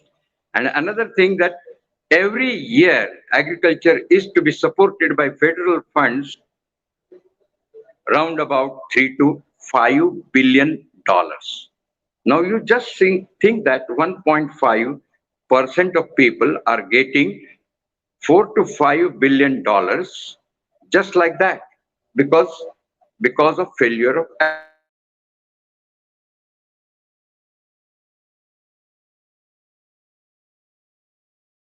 So this is important, which is relevant to Indian farmers, and that is we have calculated what is the proportion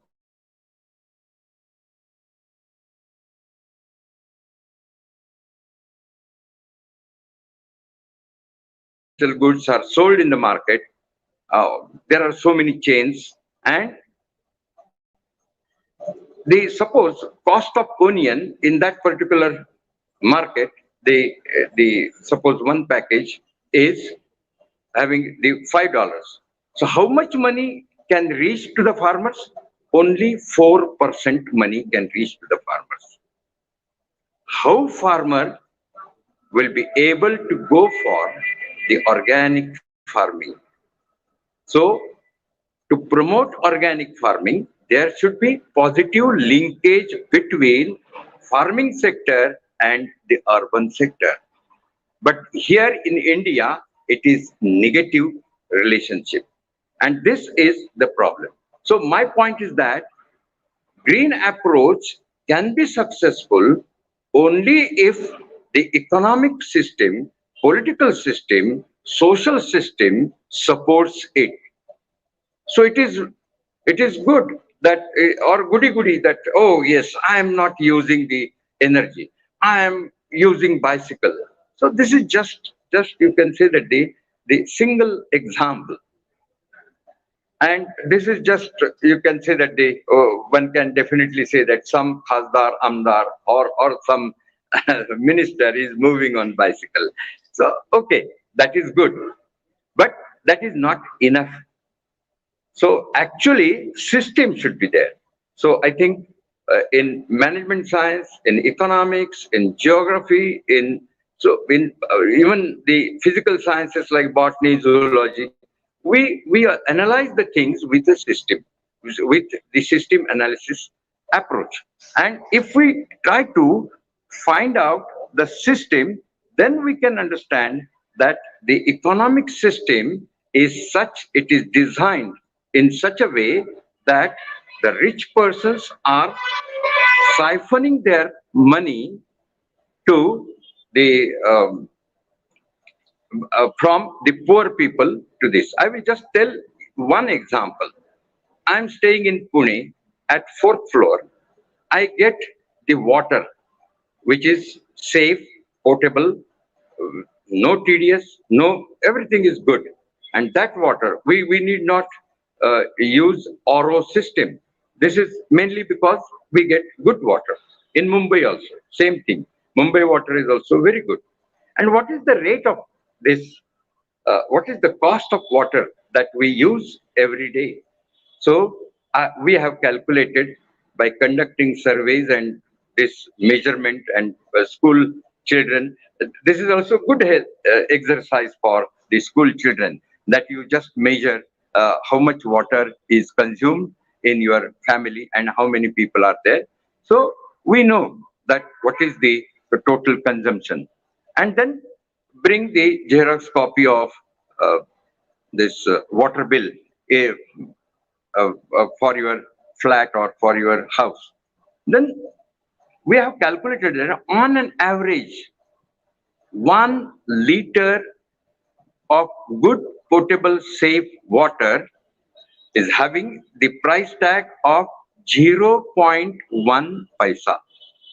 Means 10 liters for 1 paisa, say 1,000 liters for 1 rupee, right?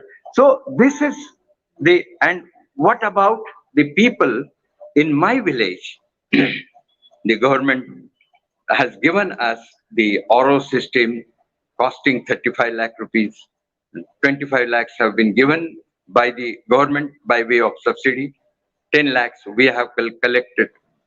Then everybody has to pay more than 25 paisa per liter, and then with ATM machine, and they have to put the money in gram panchayat account, and then this is recharged. And every day means this safe potable drinking water, they have to pay 25 paisa per liter, and in that 25%, 25 paisa, the same money we can get with same money we can get 250 liters of water, sorry, 2500 liters of water. So this is certainly not a green approach. Green approach is can be successful in real sense of the term only if we design economic system in which the equitable distribution of natural resources can be there. These are livelihood resources. At least we should promote that the one important thing, that the soil or the biological resources or water, everything, those which are natural resources should be equitably distributed. So cost of that should be same in Mumbai and same in Pune and same in Vadgaon. So this is important thing, and then only we can speak about the green approach. So this is not a simple thing. Green approach is not at all simple thing. We have to adopt the inclusive way of economy. Inclusive way of economy means the economy which can cater the needs of the bottom of pyramid. You know that bottom of pyramid means almost 50% people are poor. In India, what is the statistics? 65% of the people get less than 5,000 rupees per month. 85% less than, the income is less than 10,000 rupees per month. So only we are all of us, those who have joined here, those who are sitting here on the dais.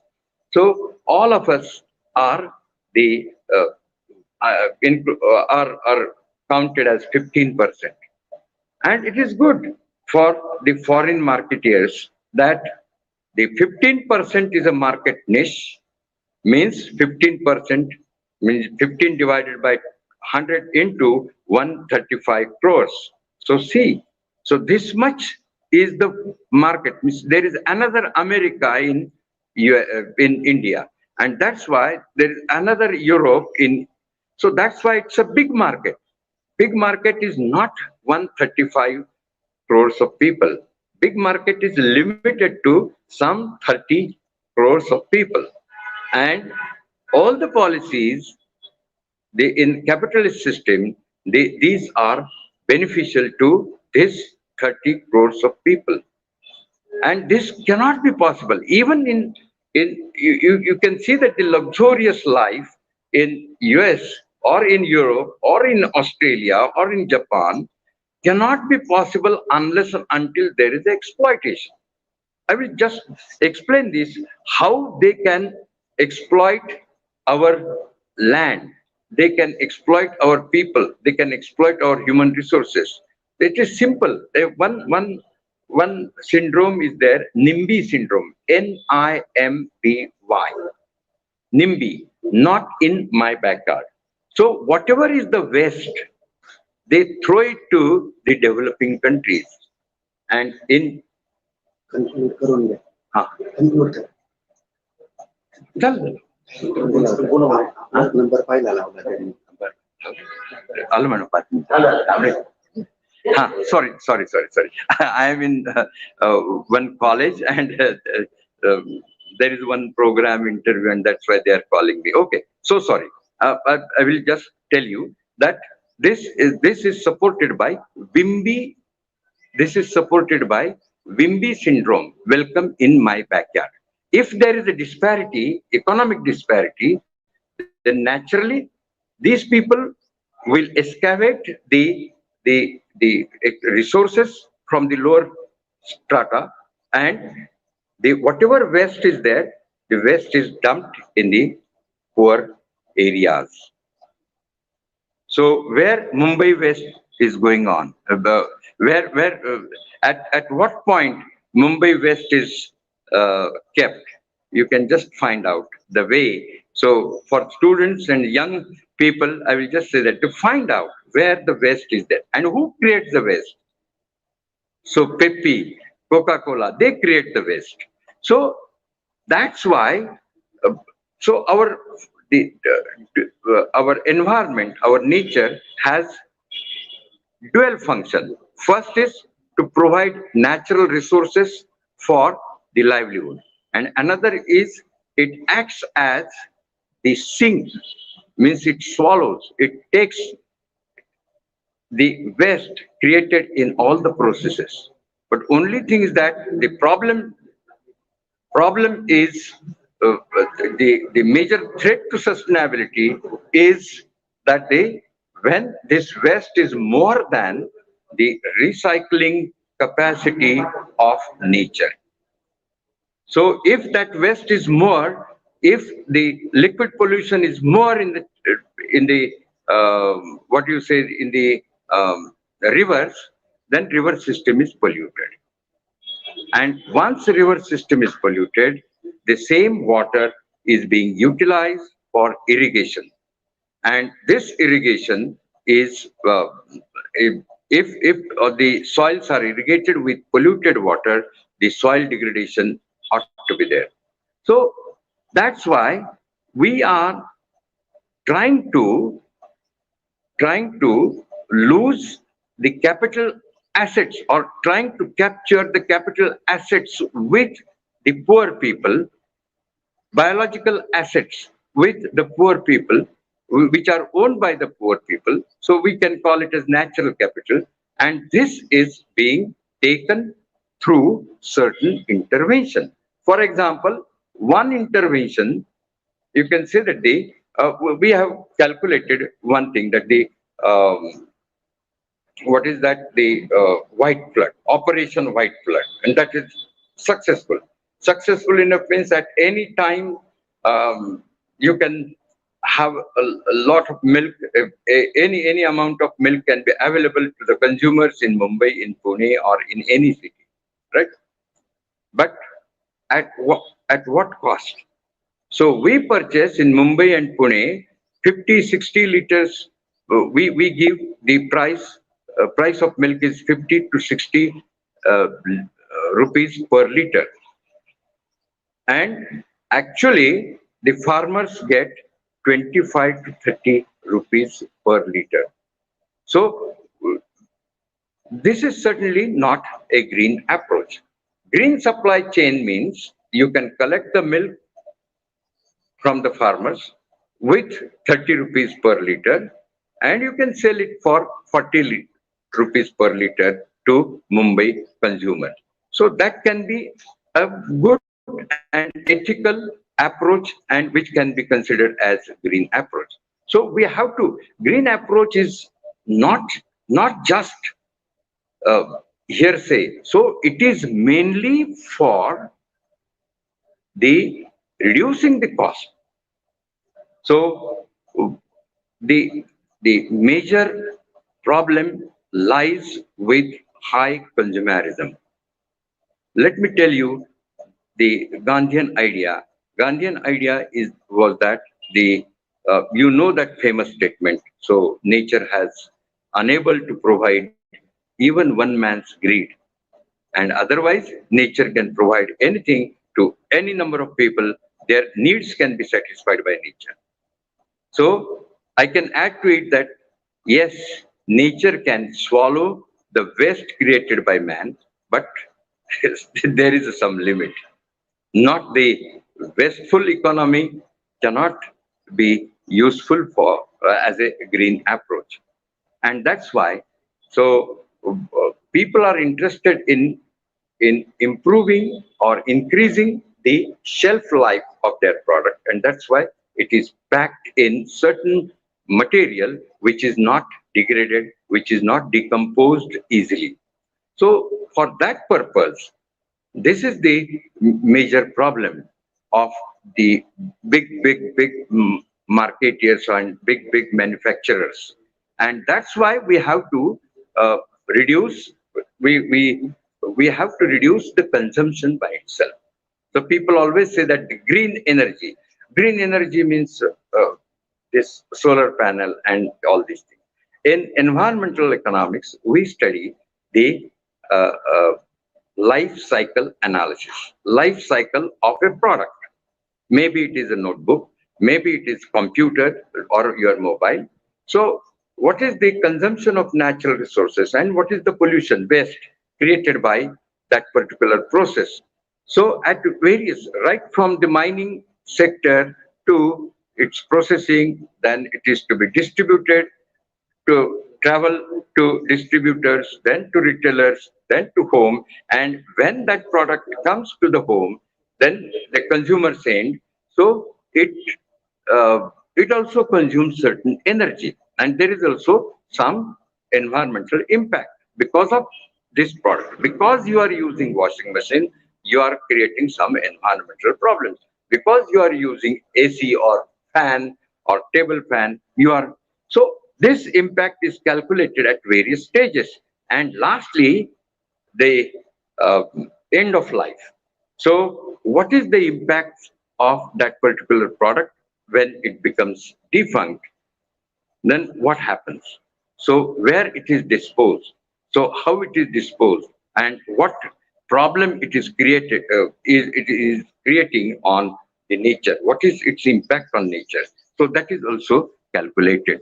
So that's why we should think seriously that whether we want four-lane roads or single-lane roads, whether we want big cars or small scooter is enough for us or bicycles, whether so first so don't say that battery operated cars means that is the solution, that is green operated. No, only thing is that reduce the use of reduce the use of cars. That is the major things. Reduce the waste. So for that purpose, we have to, lastly, I will tell you that the one important thing is that refuse to use the things. So how to reduce consumerism?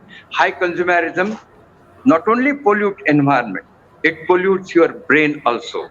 And that's why this brain thinks in a different manner. We see that the we are our ethical values have become perishable. Why it is so? So this is because of high consumerism. So anyway, it is polluting your brain also. You are polluting your mindset also. So our ethical values have become perishable because of high consumerism. So this how to reduce this high consumerism? I will say that the first, refuse to use, which has the impact on environment, which is transported from long distance. If at all you want to eat apple, don't eat American apple. Don't eat imported apple. Take the apple which is grown in our country. So if that apple is available, refuse to use it. Then if you are not in position to refuse to, for example, this bottled water, refuse to use bottled water. If somebody is ill, if somebody is severely threatened by some corona or whatever it may be, so you can allow him to take the bottled water for safety. So, but if at all you have to use the things, such things, reduce the use. So first refuse, then reduce the consumption, reduce the use of such goods, and then you can say that there are popular R's, 5R, 7R. So I think that the first thing is that all these R's start with refusal. So unless and until you refuse to use the things, even the manufacturers cannot learn the lesson. They can learn the lesson with their economy, their microeconomy. If the public at large starts using for example, Parley biscuits without wrapper, then and then only Parley will learn the lesson to give it to. Because in my childhood, I have taken the biscuits, 1 kg biscuit or a half kg or the loose biscuits. So loose biscuits are better than the wrapped in the so many packages.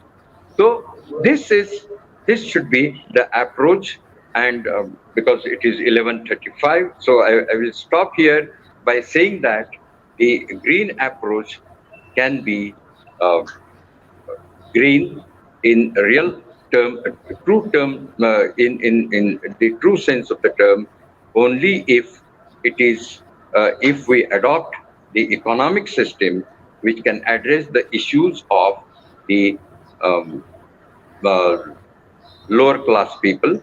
And I'm not socialist, I'm not communist, I'm not even environmentalist.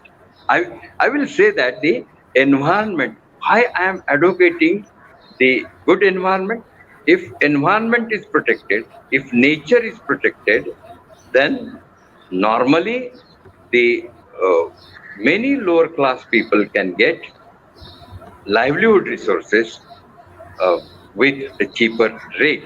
So this is so any socialist or communist people should advocate for protecting the environment, and the all those who are indulged in politics. I will advise them that in this can be a political agenda of India to save environment. So with these words, I hope that you have understood the uh, things uh, regarding the impact of high consumerism on environment, and which are the threats of sustainability, threats to sustainability. Thank you very much. Thank you. Thank you so much, sir. It was truly magnificent, and we have no words to express our feelings and gratitude towards you. We are really genuinely overwhelmed. Sir, I think whatever you are talking about in terms of green, when we talk about the science, the green and the red colors are contradictory to each other. If there is a green color, it will absorb the red, right, and vice versa. I think we need to focus on the absorption of the red, which will automatically promote the green. I mean, we need to focus on what not to do, particularly that is the red, rather than what to do, the green one. And thank you so much, sir, for your gracious presence this morning to share your thoughts with all of us. And now it's a time to witness another magnanimity and a stalwart from the field of sustainable development. We have Well, Mr. Dev thank you. Balaji with us. To introduce him formally, may I kindly request Dr. Mrs. Parul Singhal, the Dean of Faculty of Commerce, Thakur College of Science and Commerce. Over to you, ma'am, Dr. Parul Singhal. One second. Thank you very much for excellent briefing. So I know I don't know you, but you are so great. So you have briefed my lecture in a very simple words. I should learn from you. Thank you very much, sir. Thank you so Thank much, you. sir. So Highly may indebted, I highly leave now? obliged. Yes, sir. May, Thank you may I so leave much now? for your gracious Okay. presence. Yeah. Thank you. Thank you, sir. Uh, And yes, we have Mr. Dev Balaji along with Dr. Parul Singhal. Over to you, ma'am, Dr. Parul Singhal. Thank you, Vinit sir. A very good morning to all, and a very warm welcome to the next session of this enlightening conference on sustainable development, a green approach. I'm very happy to welcome Mr. Dev Balaji, a prominent personality in the field of tourism and adventure sports, and all the participants present today. In times when the world is going through a difficult, disruptive, and dark phase, let us all find a lighthouse full of knowledge, skill, and positivity. At TCSC, we are constantly striving to provide platforms that engage the academic fraternity and enrich their learning. Today's session is one such attempt to bring the best people from the sustainability sector and enhance our knowledge in this domain. The global disruption that was caused by COVID 19 has brought about several effects on the environment and climate. Due to the movement restriction and a significant slowdown of social and economic activities, the air quality was greatly improved in many cities. A reduction in water pollution in different parts of the world was also very evident. In the past century, we have escalated our demands upon nature, such that today we are losing species at a rate unknown since the dinosaurs. This rapid dismantling of life on Earth can only stop if we change to sustainable living.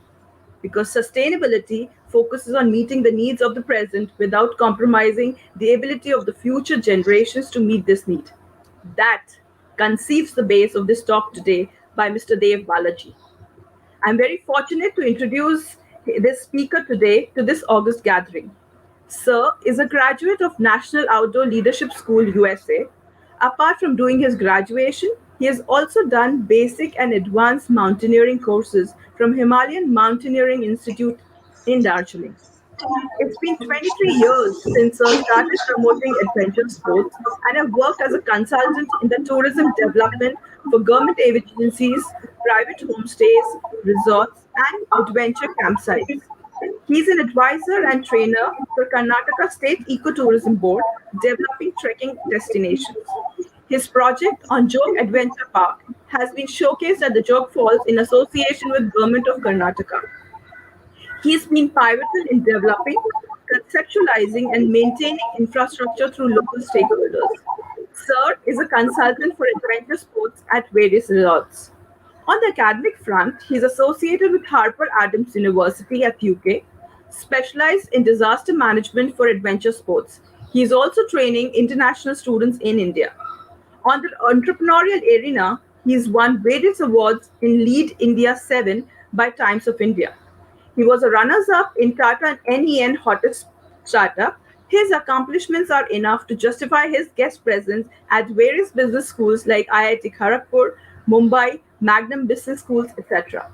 So without wasting any more time, I would now request Mr. Dev Balaji to please enrich us and share his thoughts on this topic of sustainability. Welcome, Mr. Dev Balaji.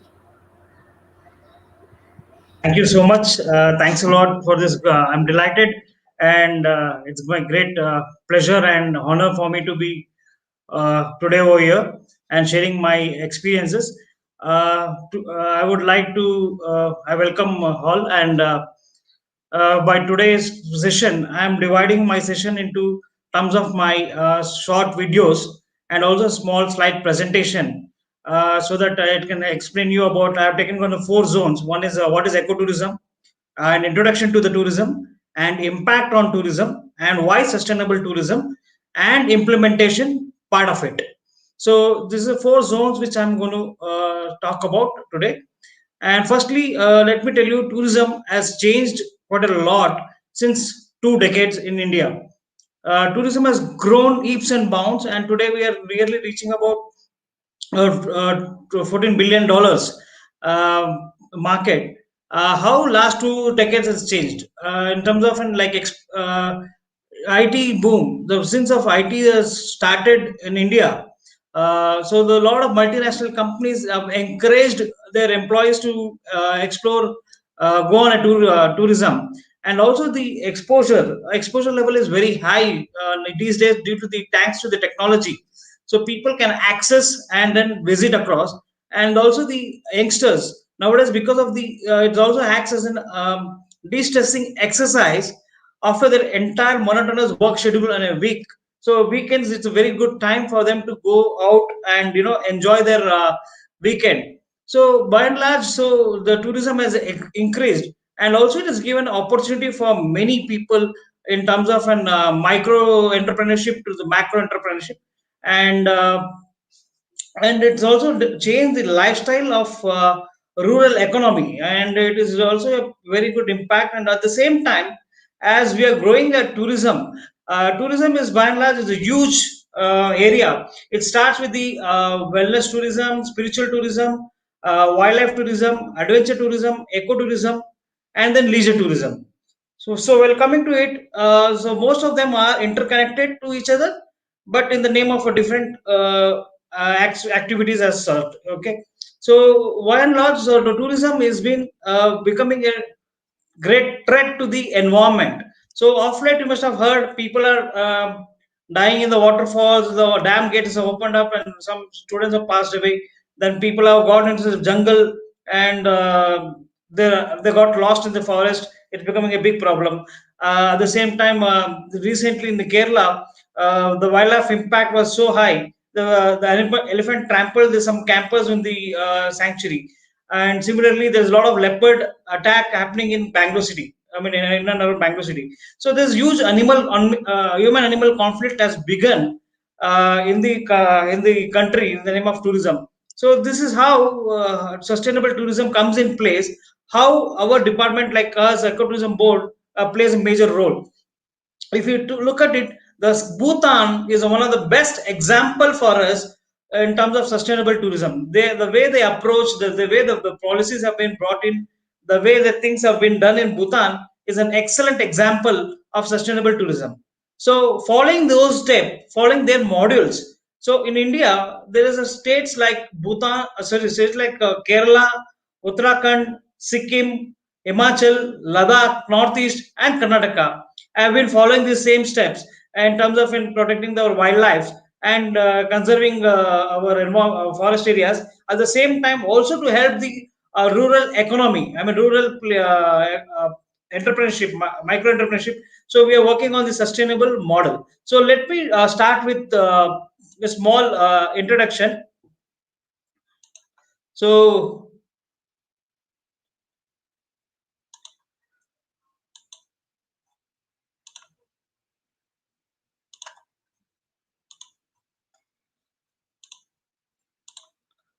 hope everybody is able to see it.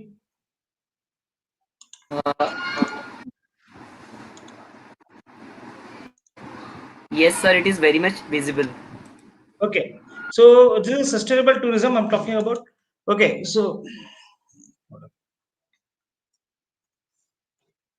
there is a huge threat on the tourism right now across the globe. It's not just India, but at the same time, it's maximum damage is happening. As now, recently, the doctor was talking in the previous session.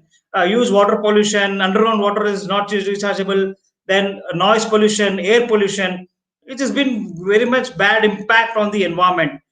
Recently, in the summer, during the summer season nowadays, in the hotels, especially towards the coastal lines, are coming to the stage where they're saying we only limited to give two buckets of water to the client. So this has been a very disastrous situation. But there's a huge threat. At the same time, it is also an economy which has to be balanced. So this is a problem. So this is a small thing. The sustainable goals of what is it? Sustainable tourism. To just give a small example, like what is Explaining the sustainable tourism? 17 goals for 2030 agenda for sustainable development. Let's explain sustainable tourism. Meet Olivia. She is very disappointed because her favorite playground is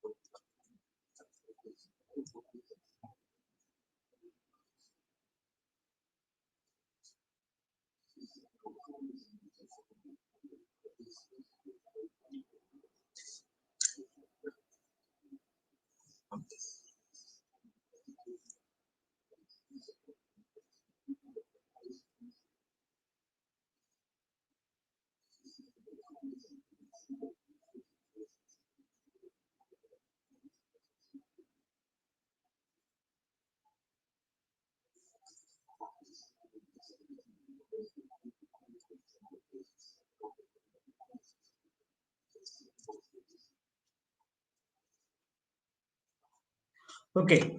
Sorry, how sustainable tourism helps across. So basically, it has three circles. One is the first circle is was about concentrating on the society. The second is the environment, and third is the economy, and fourth is the culture. When it comes to sustainability society, how it's going to have an impact on sustain society?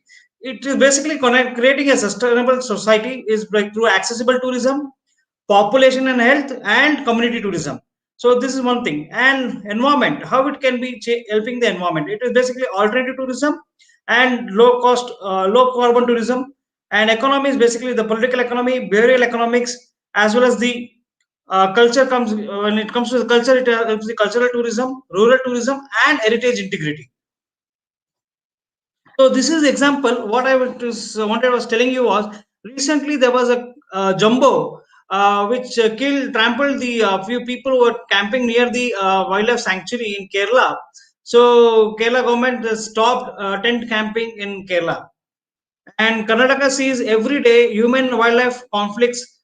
I mean, it is becoming a major issue because we have about three-fourths of Karnataka is full of wildlands, wilderness. So most of the districts and most of the places like Coorg, Dandeli, Chikmagalur, Shumaga district, and towards all these places are in the wildlife area, and a lot of people throng there to enjoy the nature and wildlife. So there is a huge conflict within the animals actually.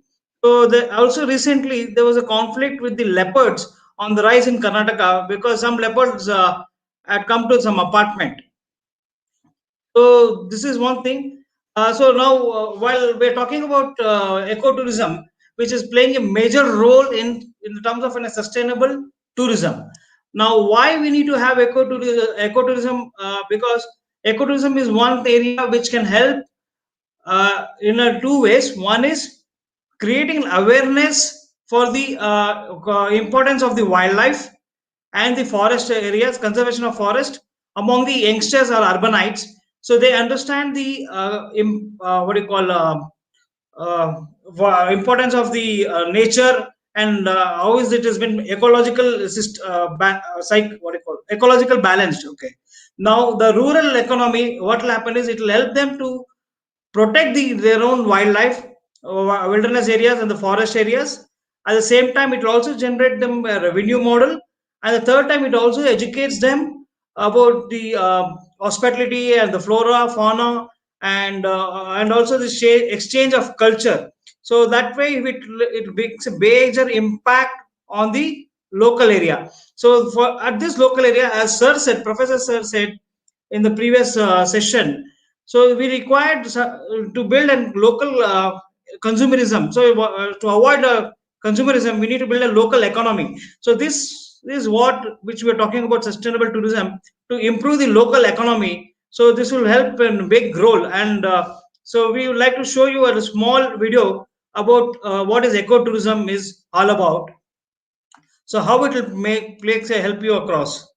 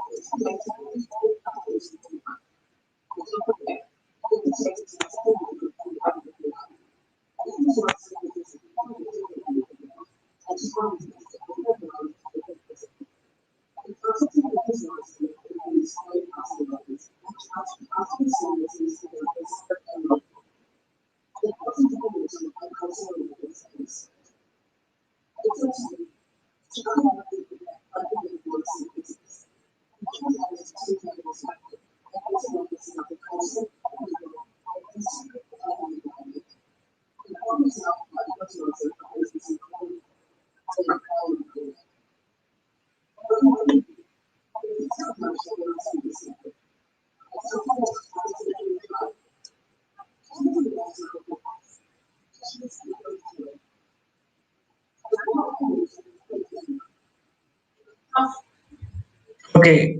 Well, so you just got a small glimpse of what is ecotourism is all about. Basically, so this is what small concept about giving you a small idea of why ecotourism is part of sustainable tourism. So there's a lot of type of tourism wherein why you have to choose ecotourism as a part of the uh, normal tourism and why it comes under sustainable tourism.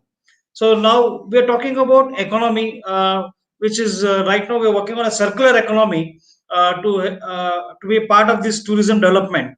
Now, initiative with the help we started this sustainable tourism and ecotourism in the 2013. The Karnataka Forest Department started this new concept called ecotourism board, considering the multitude of tourists visiting India and domestic. So we see the 360-degree angle can be developed, and we wanted to bring in a lot of impact on the local economy, and also encourage a lot of youngsters who can go back to their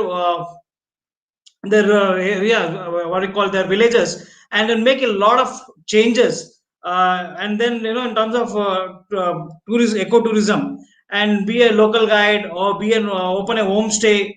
And also they help the people to protect flora and fauna. So this is something which we started in from 2013, and I would say like to share a small example of my work in Joe Falls. Basically, Jog Falls is known as the third largest waterfall in India, and the third largest in Karnataka, and the eighth largest in the India. Now, this waterfall plunges around 853 feet height. So, this has a four falls called Raja Rani Roller Rocket, and is about 350 kilometers away from Bangalore. So now, what used to happen was people used to come there, tourists, and they watch the what do you call waterfall, and then they used to go away. So now, what is to happen? Then what has to happen was the local, they have a lot of villages nearby, and they were not able to generate enough income, and due to the because people were only a walk-in traffic, they were not in people who were able to stay there.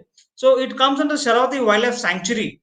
Now Sharavati Wildlife Sanctuary is one of the huge sanctuary, and it is about famous for its lion-tailed macaque and mystica swamps, and another one is called frogs. So it is a very famous for these wild animals. And now this place is so beautiful. It has a lot of backwaters, it has in waterfalls, and it has in what do you call adventure activities. So we thought, why not we start this. So we started this wildlife, a lot of adventure activities. So before that, I would like to give you a small glimpse of what is Karnataka wildlife is all about. So, and probably when I've heard about this called Wild Karnataka program, which was recently was launched by our forest department. So this is one of the interesting thing. So where you could get an great impact of the Karnataka wildlife.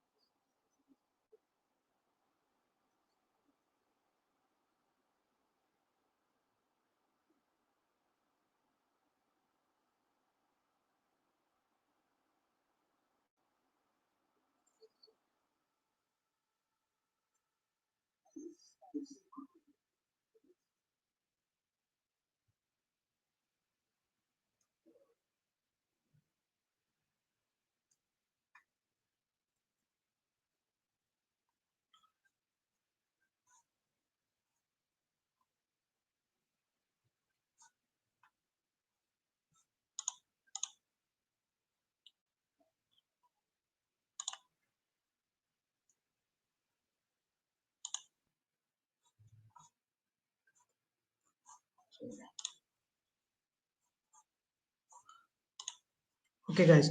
So, as you saw this couple of videos, I just wanted to give an idea about how wildlife works. How is our wildlife of Karnataka state, and about, and also the part of some of ecotourism. So, why I was discussing about ecotourism, why sustainable, why ecotourism comes under sustainable tourism. So, ecotourism is mainly forest is our main area, and one thing is that most of the youngsters in as per in Karnataka we have a lot of people, and every weekend come to the nearby what do you call wildlife areas, and basically they have an activities like adventure activities like trekking, rock climbing, cycling, camping, water sports like rafting, kayaking, and then aero sport like paragliding and parasailing. So what happens is these all these activities are linked to the forest area. So now is a broader area tourism, and this is very important. It acts a lot of impact on the wildlife area. So that is why our ecotourism board was started, and that is why we have to play a major role as a catalyst, wherein we provide the facilities to the travelers, and also ensure we have also we have to play as an uh, on a three roles like responsible tourism, and so we need to teach them, we need to have advocacy. Then second thing is the creating awareness, building the rules and regulations, so that we have make to protect our areas. So this while protecting the areas and providing the facilities, we also need to ensure to provide of local economy, and also not to disturb the local settlements. At the same time, we also need to protect them and also give them an opportunity, because the forest area has been their livelihood, because they go to every day to the forest area, they collect the wood for their firewood, and also they have a cattle which go graze around in the forest areas, and who also do hunting over there. So we need to stop all these things and also bring alternative methods what do you call to encourage them, and also to empower them. So this is where the ecotourism board comes in, and ecotourism plays a major role. And also we sit and work on creating the various business modules to help eco development committee. So we have every villages in the Karnataka forest or Kerala forest, we have something called eco development committee, along with the village forest committee in the rural areas, wherein we try to sit together and have a dialogues, and try to see chart out the programs, so that it can impact the local economy, and also not to have a lot of disasters to that place. So that is why we started creating awareness regarding the conservation of forests and wildlife amongst the people, and especially in general the children and youth in particular, and also to tourism activities in country in general and the state of Karnataka in particular. And we wanted to involve more of a local community in ecotourism and provide greater employment opportunity. And also we're bringing a lot of policies, laws, and guidelines to in order to make it as develop the ecotourism zone in the entire state of Karnataka state. And also we do a lot of research and impact studies in ecotourism areas, and also as a we also have the frontline and non-consumptive activity of forest department, and to develop a good practices to be followed by ecotourism operators. And also we standardize and operate certification of ecotourism operators. And we also what we do is we train these local youngsters, and we make them as a nature guides. So wherein when people travel to these areas, so these people will try to interpret the nature, and educate the people about the flora and fauna, so that the people will understand the value of forest area and understand the need of the forest, and also try to help to stop polluting the places. So this one thing is very important role, and nature guides play a major role in protecting it across. And uh, and of course we use a lot of electronic media to promote nature education, I think. And also we work with coordinate with international bodies and other things for for getting the funds and other things. And also we protect the parks and forest areas, and we develop trekking trails and operate wildlife safaris in protected area. And also we try to have a PPP model, that is public private partnerships in the area of ecotourism, wherever the law permits.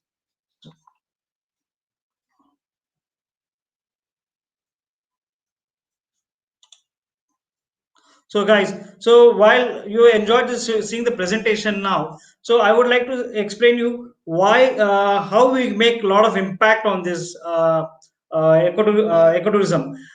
So how a forest department, basically, I would like to talk about more about my forest department, because this is where I work across. And I would like to see, I would like to explain, share my experiences of what we have done in our state for a sustainable tourism. So that is why I'm giving my examples over here. So what has to happen was, in last few years, last 7 8 years, the how the social media has changed the tourism promotions. So what has happened is, we are seeing huge people coming to the wilderness areas. So there was a huge traffic, there's a human animal conflict, and also there was a problem of solid waste management. And also the animal behavior was changing, and also there was a lot of problem in terms of an sorry in terms of a lot of pollution. So plastic garbage, that was a major issues which we had.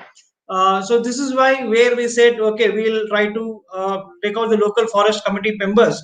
Consulting with the local forest committee members, and we took out some of the youngsters who are looking for a job. So we trained them for 5 days with the lot of a lot of events, from Leonardo trace ethics to the animal tracking, and rescue method, first aid. So on all these areas we train these people, so that when the customer comes across, when the travelers come, they're able to manage them, and also educate them about the place, and also ensure that they don't leave, throw the trash over there, and they bring it back. And also to we also done what we have done is, we also consulted the local homes which are in a rural area, so to convert their houses, existing houses, into a homestay, or whatever the open backyard whatever they have, so converting them into as a campsite area, so which they can earn at the nominal money, and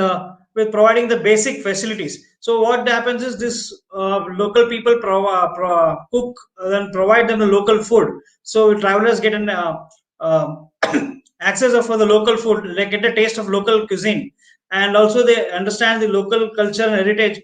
And also the economy which is generated for this local people. So this was one thing which we have done it. And so also we have leveraged the technology. So basically we have our app called My Eco Trip app, so wherein people can book online. So now there's another issue which started us, was the traffic. So now every place, when you posted anything on the picture on the Facebook or social media or anything, now we used to get more than 500 people, 600 people, 800 people onto the one small mountain area or any place. So now we started facing a traffic jam, so in the mountain area.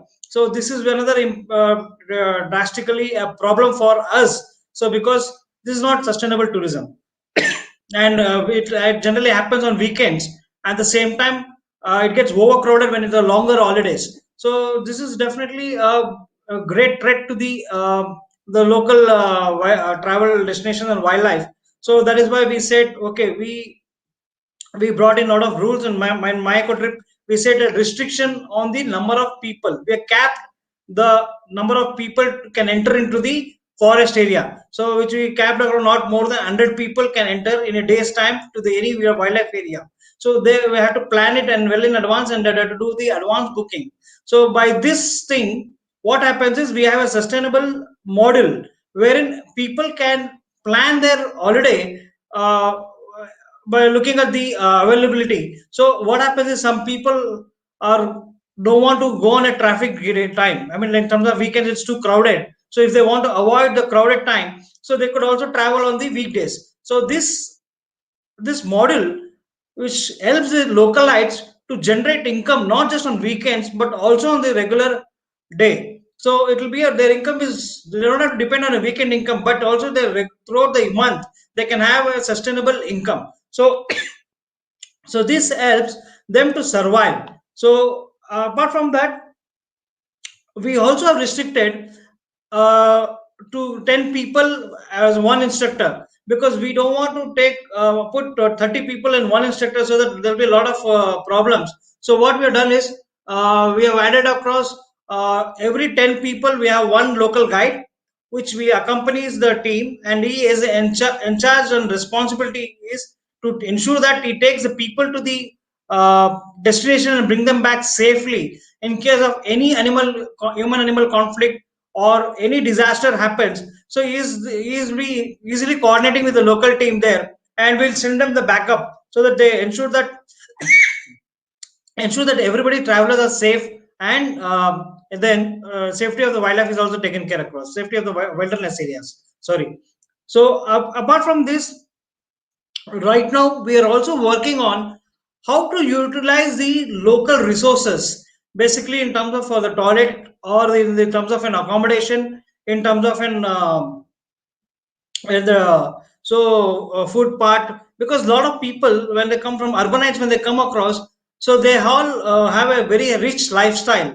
So this rich lifestyle is going to cause a lot of problems. So example like water bottle, water bottle, mineral water bottles, or the Pepsi, Coke, whatever, alcohol or everything. So this is one thing which is going to be a major impact on dangerous on the wildlife area. And people carrying up toffees and chocolates and throwing the plastic wrapper inside the forest area, this is another threat to the wildlife as well as the forest actually. So this is something which we are trying to make a balance across, and also not to have more traffic on the wilderness areas, because this becomes a really problem for us to manage it across. So this is quite a lot of things which we have started implementing across. And also we try to see if when traveler comes in, so we make sure that he also spends adequate time in the particular tourist spot, so that wherein he can experience the various type of thing, rather than coming in just for flying visit. So if you come just watch an example like to Joke Falls, you just come and make a flying visit and take a pictures and everything, go back, but you're not enjoyed the real nature. The nature is basically about the tourism, about is experiential tourism. What do you experience? Experience about the weather, and you experience the challenges in the nature, and experience the wildlife, understand the local culture, understand the cuisine, and hospitality. So this is one thing, something called experiential tourism. And so this is what we are trying to encourage people when they come for wildlife, so to experience these things. Excuse me guys. So sorry guys. so so what we are trying is our art when we are our ecotourism board, we are trying very hard in ensuring, because we have 300 kilometers of coastal line. So apart from the wildlife, we also aqua marine. So basically we are also started scuba diving in a place called Netrani Island, and also we have mangroves. We started a mangrove tourism, and also we started a canopy tourism. So in Dandeli, it is Kali Tiger Reserve. So we started in what do you call canopy walks, and at the same time we also started rafting, because rafting is done in the two seasons. One is during the monsoon time, and these rivers are only works in the monsoon time. And another one is a dam fed. So these rivers are dam fed rivers, so which runs alternative time. So in Dandeli we have a Kali Tiger Reserve, where which we run the rafting from the November till February. and especially like Bhadra and River Kaveri, we run in the month of July and till up to October based on the rains actually. And so this is the thing. And apart from that, we do have kayaking activities in some of the lakes. So kayaking also plays quite a lot of important role in protecting the lakes, so which will avoid a lot of uh, to get it clogged or something. In fact, you can see a lot of water essence grows in the lake, so that creates a problem for the lake actually. So this kayaking activity, which helps the essence to avoid, and also it helps the lake to be clean. So this is one of the very good activity. At the same time, it also acts as a conservation, and we try to avoid motorboats, which can fill which can spill the petrol and diesel, so that what happens is that water gets polluted. So this we are trying to avoid as much as possible, that one. So that is one thing. And at the same time, in the coastal line, we have also have marine life, so wherein a lot of people, villagers, they have started providing a lot of facilities over there, and also trying to educate about marine area, because a lot of people don't understand that area, because everybody knows a tiger safari, elephant safari, or probably the safari inside the national park like Mysore Zoo or Banagata forest, but they don't understand the marine life, the conservation required in the marine life. So this is another area which we are working across. And also we started a butterfly parks in Karnataka, so people to understand about butterflies. So in Dandeli we started two butterfly parks, and in Banagata we have a dedicated butterfly park, and also the impact of the butterfly, the necessity of the butterfly. So we are going on very detailed areas in order to protect the environment, and also to provide the tourism zone. And and we are trying to see how sustainable tourism can make a circular economy in terms of travelers to the local people, and how it can change the lifestyle of these people. At the same time, to also ensure that make them as a local conservators, because the forest department can't do everything. So what we are doing is we're trying to make these localites as a conservator, so who can be a forester, who himself can protect the forest without need of the forest department. So at the same time, we are also trying to educate the travelers. And also I request people who are watching this, whenever you go next time to the forest areas, please kindly make sure that you don't throw the plastic, you carry the water from your place, and always use the what do you call the water retainers wherever it possible. And don't make noise in the forest, and don't pluck fruits and flowers which you don't know, and just leave it to them. And especially when you get excited while looking at the wild animals, please do not make noise. The wild animals get disturbed. So that is one thing. And don't pick anything in the forest. Please just leave them as it is.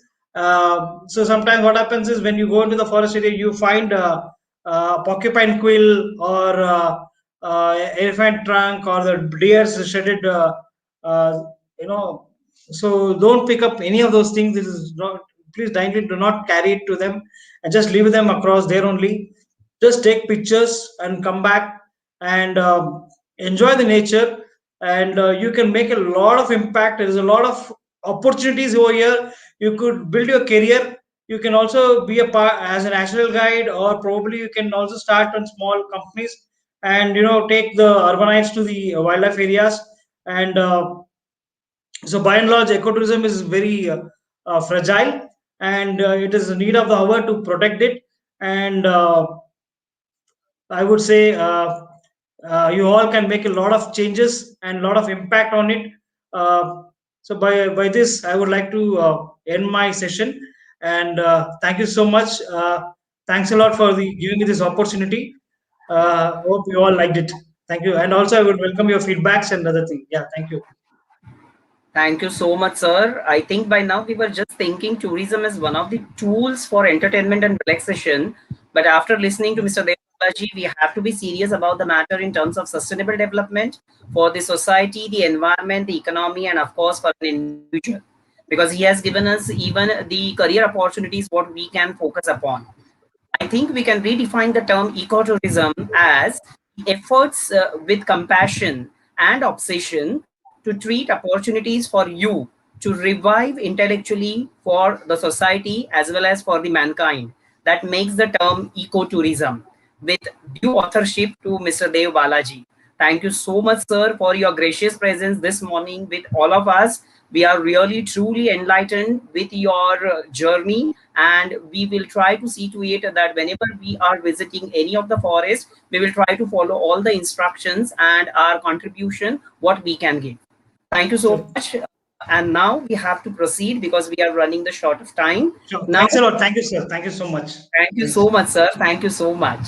Yeah. May I kindly request now Dr. Rupal Shroff, the coordinator of Department of BS and the deputy coordinator of IQSC of Thakur College of Science and Commerce, to introduce Professor Dr. Maushmi Datta, our next speaker for the invited talk. Over to you, Dr. Rupal Shroff. Thank you, sir. Good afternoon, Maushmi ma'am. Good afternoon. Very good afternoon. Very good afternoon to all the delegates here. It's always been a pleasure to welcome Dr. Maushmi Datta.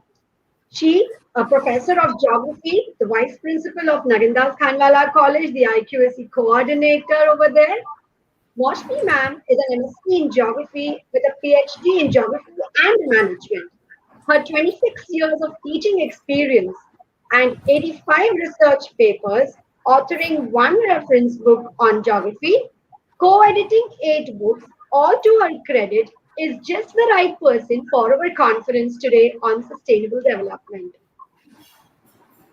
To cite a few of ma'am's credentials, I would want to mention that she has done many research projects for UGC, for ICSSR, University of Mumbai, Maharashtra State Commission for Women, and of course, one ongoing project for ICSSR Impress. Ma'am also has many international research publications in UK, USA, Bangkok. She has also visited Canada in pursuit of academic excellence collaborations for Nagendas Khanwala College.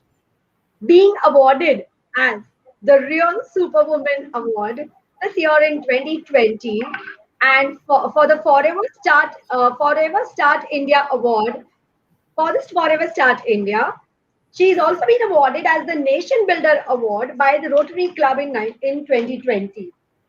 Her other awards include Award for Contribution in Research by the Indus Foundation USA and the Best Researcher Award EET in 2013. Ma'am, I think you are just the right person to deliver the keynote address with respect to sustainable development, a green approach. Ma'am, it's such a large contribution in your field in sustainable development and geography. We are very sure that your words of wisdom will definitely create an impact on the young researchers. I welcome you, ma'am, here today for this keynote address. Thank you, Dr. Rupal. Thank you, Dr. Rupal. I'm really delighted to hear all these good notes from you.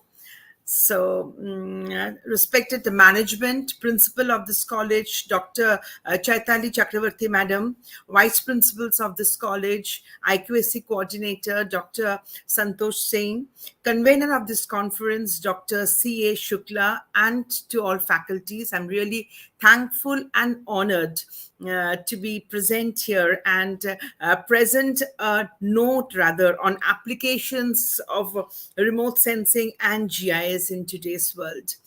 I will be mainly dealing with what, the new fields with remote sensing and GIS, which is going on. And I hope everyone will like it and it will be interesting as well. So, Dr. Rupal, can I share my screen? Sure, ma'am. Definitely. Yeah, thank you.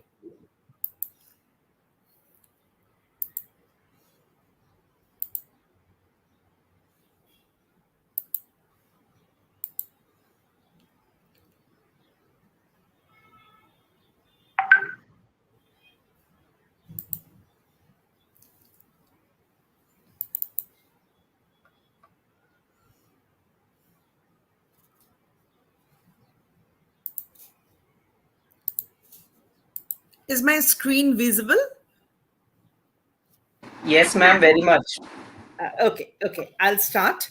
Now, the topic of today is the application of remote sensing and GIS in today's world.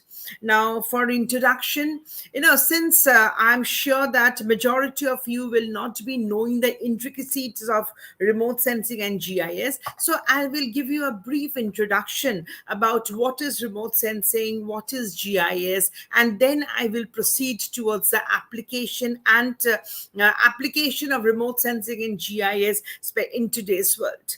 Now, every one of us is quite familiar with the word remote. Remote is something which you cannot touch. So, remote sensing is definitely a process to acquire information. You're acquiring information about a project, about an object, without coming in physical contact with it. That is the exact meaning of remote sensing. And whatever you are acquiring, whenever it is stored, it is processed, or it can be manipulated, not in the wrong sense, or retrieved and analyzed for decision making. So that is known as GIS. It is very simple.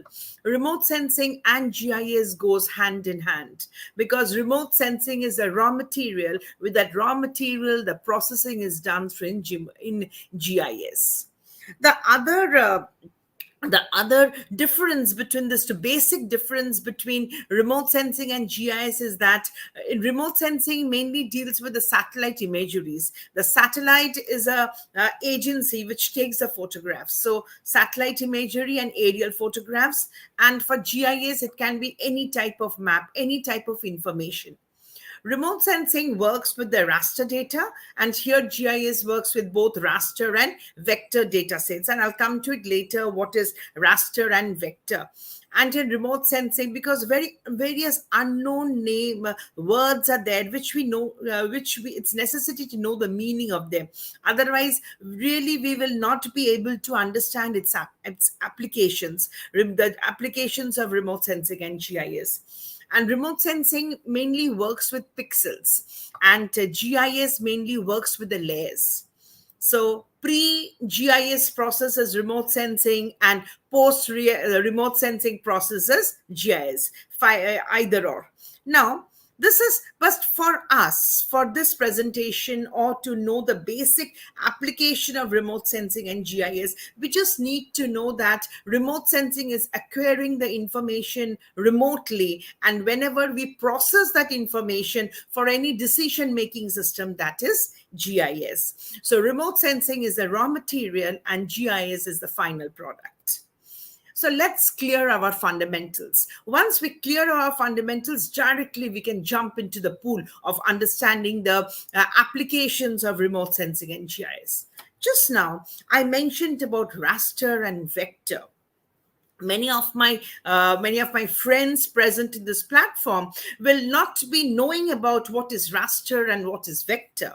Now, raster looks like a grid, if you can see the picture well.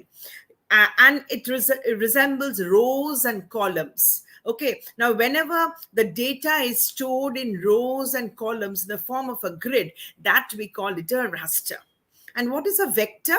Vector means a point or a line or a polygon is known as a vector. This is enough for us for today.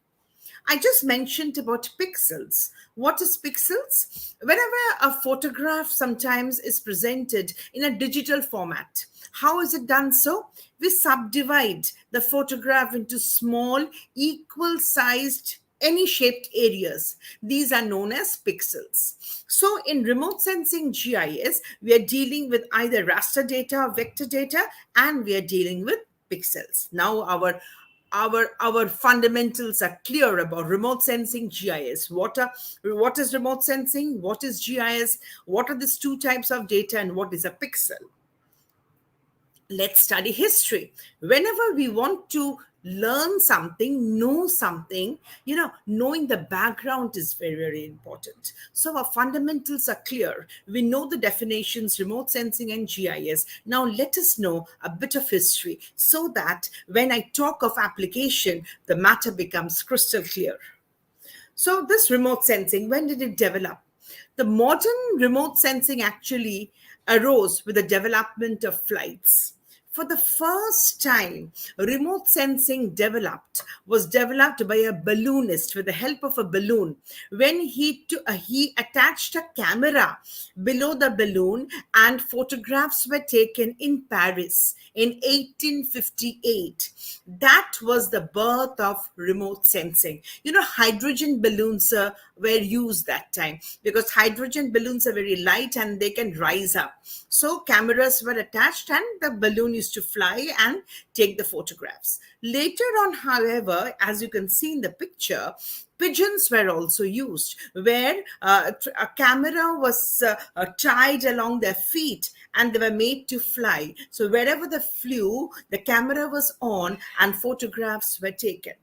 That is past. We no more use balloons and pigeons nowadays. We have developed imaging technologies, we have developed. Now we have developed artificial satellites in the later part of the 20th century. And these artificial satellites are having the cameras and through which we take a photograph. So actually speaking, the history of remote sensing goes back to the balloonist G. Tongakon, who is also called Nader, who did the first experiment of taking a photograph through a balloon. What about GIS? GIS started in 1854. It started in London, and it was in this year in London, cholera hit. So John Shaw, he was a British physician. He said that John Snow said that there was a need for mapping the areas where cholera was found the most. And when mapping was done, it was found out that most of the cholera cases were along the waterline. So this was the first time when through maps, maybe in a very, very preliminary way, spatial analysis was done and the medical expansion of a disease was studied, which is called epidemiology. So in 1854, we can say that was a birth of GIS. In 1968, for the first time, there was an attempt was made in making the maps through the computers. It was Roger Tomlinson who made this attempt. So we can say it was he who brought in GIS and hence called the father of GIS. Friends, we know little bit about the meaning of remote sensing, the meaning of GIS, some fundamentals we have cleared, and we have also been clear about the history of remote sensing, when did it start, how did it start, and the history of GIS as well. You can see the map here, the first map with the help of GIS, which Dr. Snow had drawn. You see the gray polygons, they are showing the burial areas for plague victims. They were quite scattered, So burial plots for the plague victims, and you can see a huge area in the middle, the gray color, that is the main city area from which water was going on. And all these points were the areas where cholera was there. So he could predict from this map that maybe contaminated water was coming out from this area, and that is why cholera deaths were happening. So although this map is very, very preliminary, very, very basic, but this was the birth of GIS. So this map cannot be ignored at all. So what type of data we use for remote sensing? Either it can be a satellite data. Now it is a satellite data. It can even be an aerial data. You can also have a camera fitted in a drone or in an airplane or in a helicopter and get the area photographed. And if it is a satellite, it has to be a imagery. What about the data in GIS? You can have here you can have your spatial data as well as aspatial data. Now, what's the basic difference between spatial and aspatial data? Now, a spatial data generally has the shape, the size, the location of the feature. And aspatial data, you have various other attributes attached to it. Maybe the name, maybe the length, maybe the area, the volume, the population, and so on and so forth. Spatial data can be either raster or vector. We already know what is a raster, what is a vector. So now let us come to the real part of my talk today. That is the application of remote sensing and GIS. With these few words, I was just trying to build up the stage, and I'm sure the stage has already been built. There are various excuse me, there are various applications of remote sensing and GIS. Nowadays, everywhere you see it is remote sensing and GIS. Maybe GIS in a small scale, in a very preliminary stage, to in a very high level. But there is an application of remote sensing and GIS. It has been used for natural resources, for global warming researches, for disaster response, disaster risk management, for defense and intelligence service also, for Osama bin Laden, how he was trapped. He was trapped through remote sensing and GIS. Conservation and research, development and construction in geosciences. So in every field you can see that application of remote sensing and GIS is huge. We will just pick up some, and we will try to do a in-depth study to find out how important these applications can be. This is GIS. In GIS, what you do, GIS, just like remote sensing takes a photograph, GIS, by using that photograph, they make layers. They make layers, one layer after the other. And these layers have got, maybe of the same area, they have got some features. It is GIS who captures information on a form of a map, and it depicts spatial information visually. Take, for example, if you can see in this photograph, you see the real world. In the second way, you don't see the real, you want to see only the land usage. So the other things are all removed. Only land usage is shown of the same area. In the third map, you want to see only the elevation. See, only the elevations are used. In the fourth map, you want to see the pixels only. That is only used. In the fifth map, you want to see only the streets. So only the street or the same area is used. So different factors, different layers is giving you different information. And all these layers, when they're merged together, they give you all information, all spatial information. Visually, you can see what are the information available. That is very, very important part of GIS. At present, natural resources, natural resource mapping has become a very important part. And in fact, remote sensing and GIS application in analyzing and mapping natural resources has become important. You can see this map recently. Remote sensing is used for improving the understanding of climate, improving the understanding and monitoring the changes, and so on. If you can see this photograph here, digital imaging processing of satellite data is used. With the help of digital image processing, we have identified various types of soils in India, and hence a map has been projected. In a similar way, nowadays remote sensing and GIS is used for finding out the extent of the forest cover. It is also used for identifying the forest types. It is used for identifying the forest density. I will come to it later on about forest density, how GIS and remote sensing is used to identify the areas of dense forest and the areas of degraded forest. Even when you're doing afforestation, if you want to find out the potential area of afforestation, there also remote sensing GIS is used. For forest encroachment, which is very, very a prominent problem in India, for forest encroachment also GIS and remote sensing is used. For tracking forest fire, or for tracking the shifting cultivation also, we find that this remote sensing GIS is used. most important for forest environmental assessment also. Nowadays we are using remote sensing and remote sensing and GIS. So you see, remote sensing in GIS is slowly spreading the wings in so many areas. Climate change, global warming is an in factor now.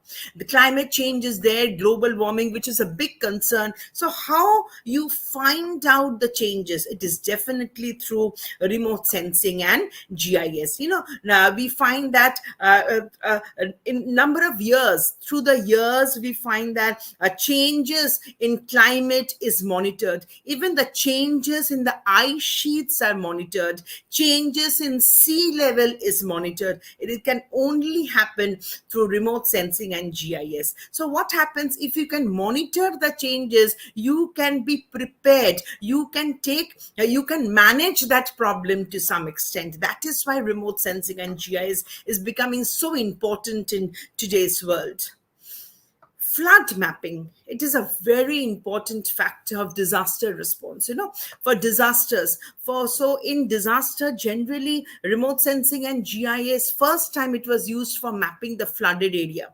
You can see here two pictures. Left hand side is the original river and the right hand side is the same river, but you can see the areas which has been flooded also. So you can find out the extent of the flood. From here, you can find out the vulnerability of the losses. So you can make a vulnerability map also. So for flood mapping also, remote sensing and GIS has become very, very important.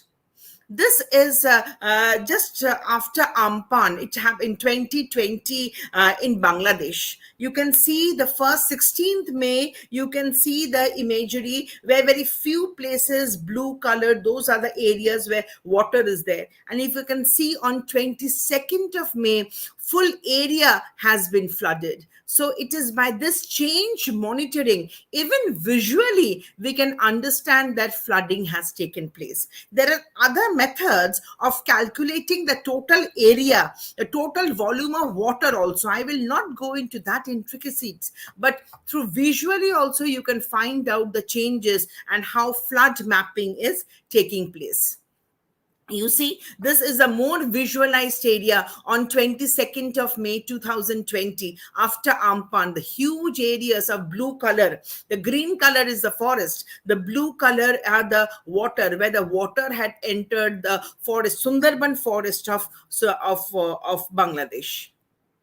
So these are the areas. See, we can easily find out district wise, sub-district wise, what was the total area of that sub-district, how much area is inundated by flood, how much area is inundated by perennial water bodies. For example, a river was existing. So river existing was 161 hectares, but total area inundated by flood was 5129 hectares. So you can understand, we can easily identify it at a lowest level, that which are the areas which has been flooded. So this is a very important application of remote sensing and GIS, and it is used at all the levels.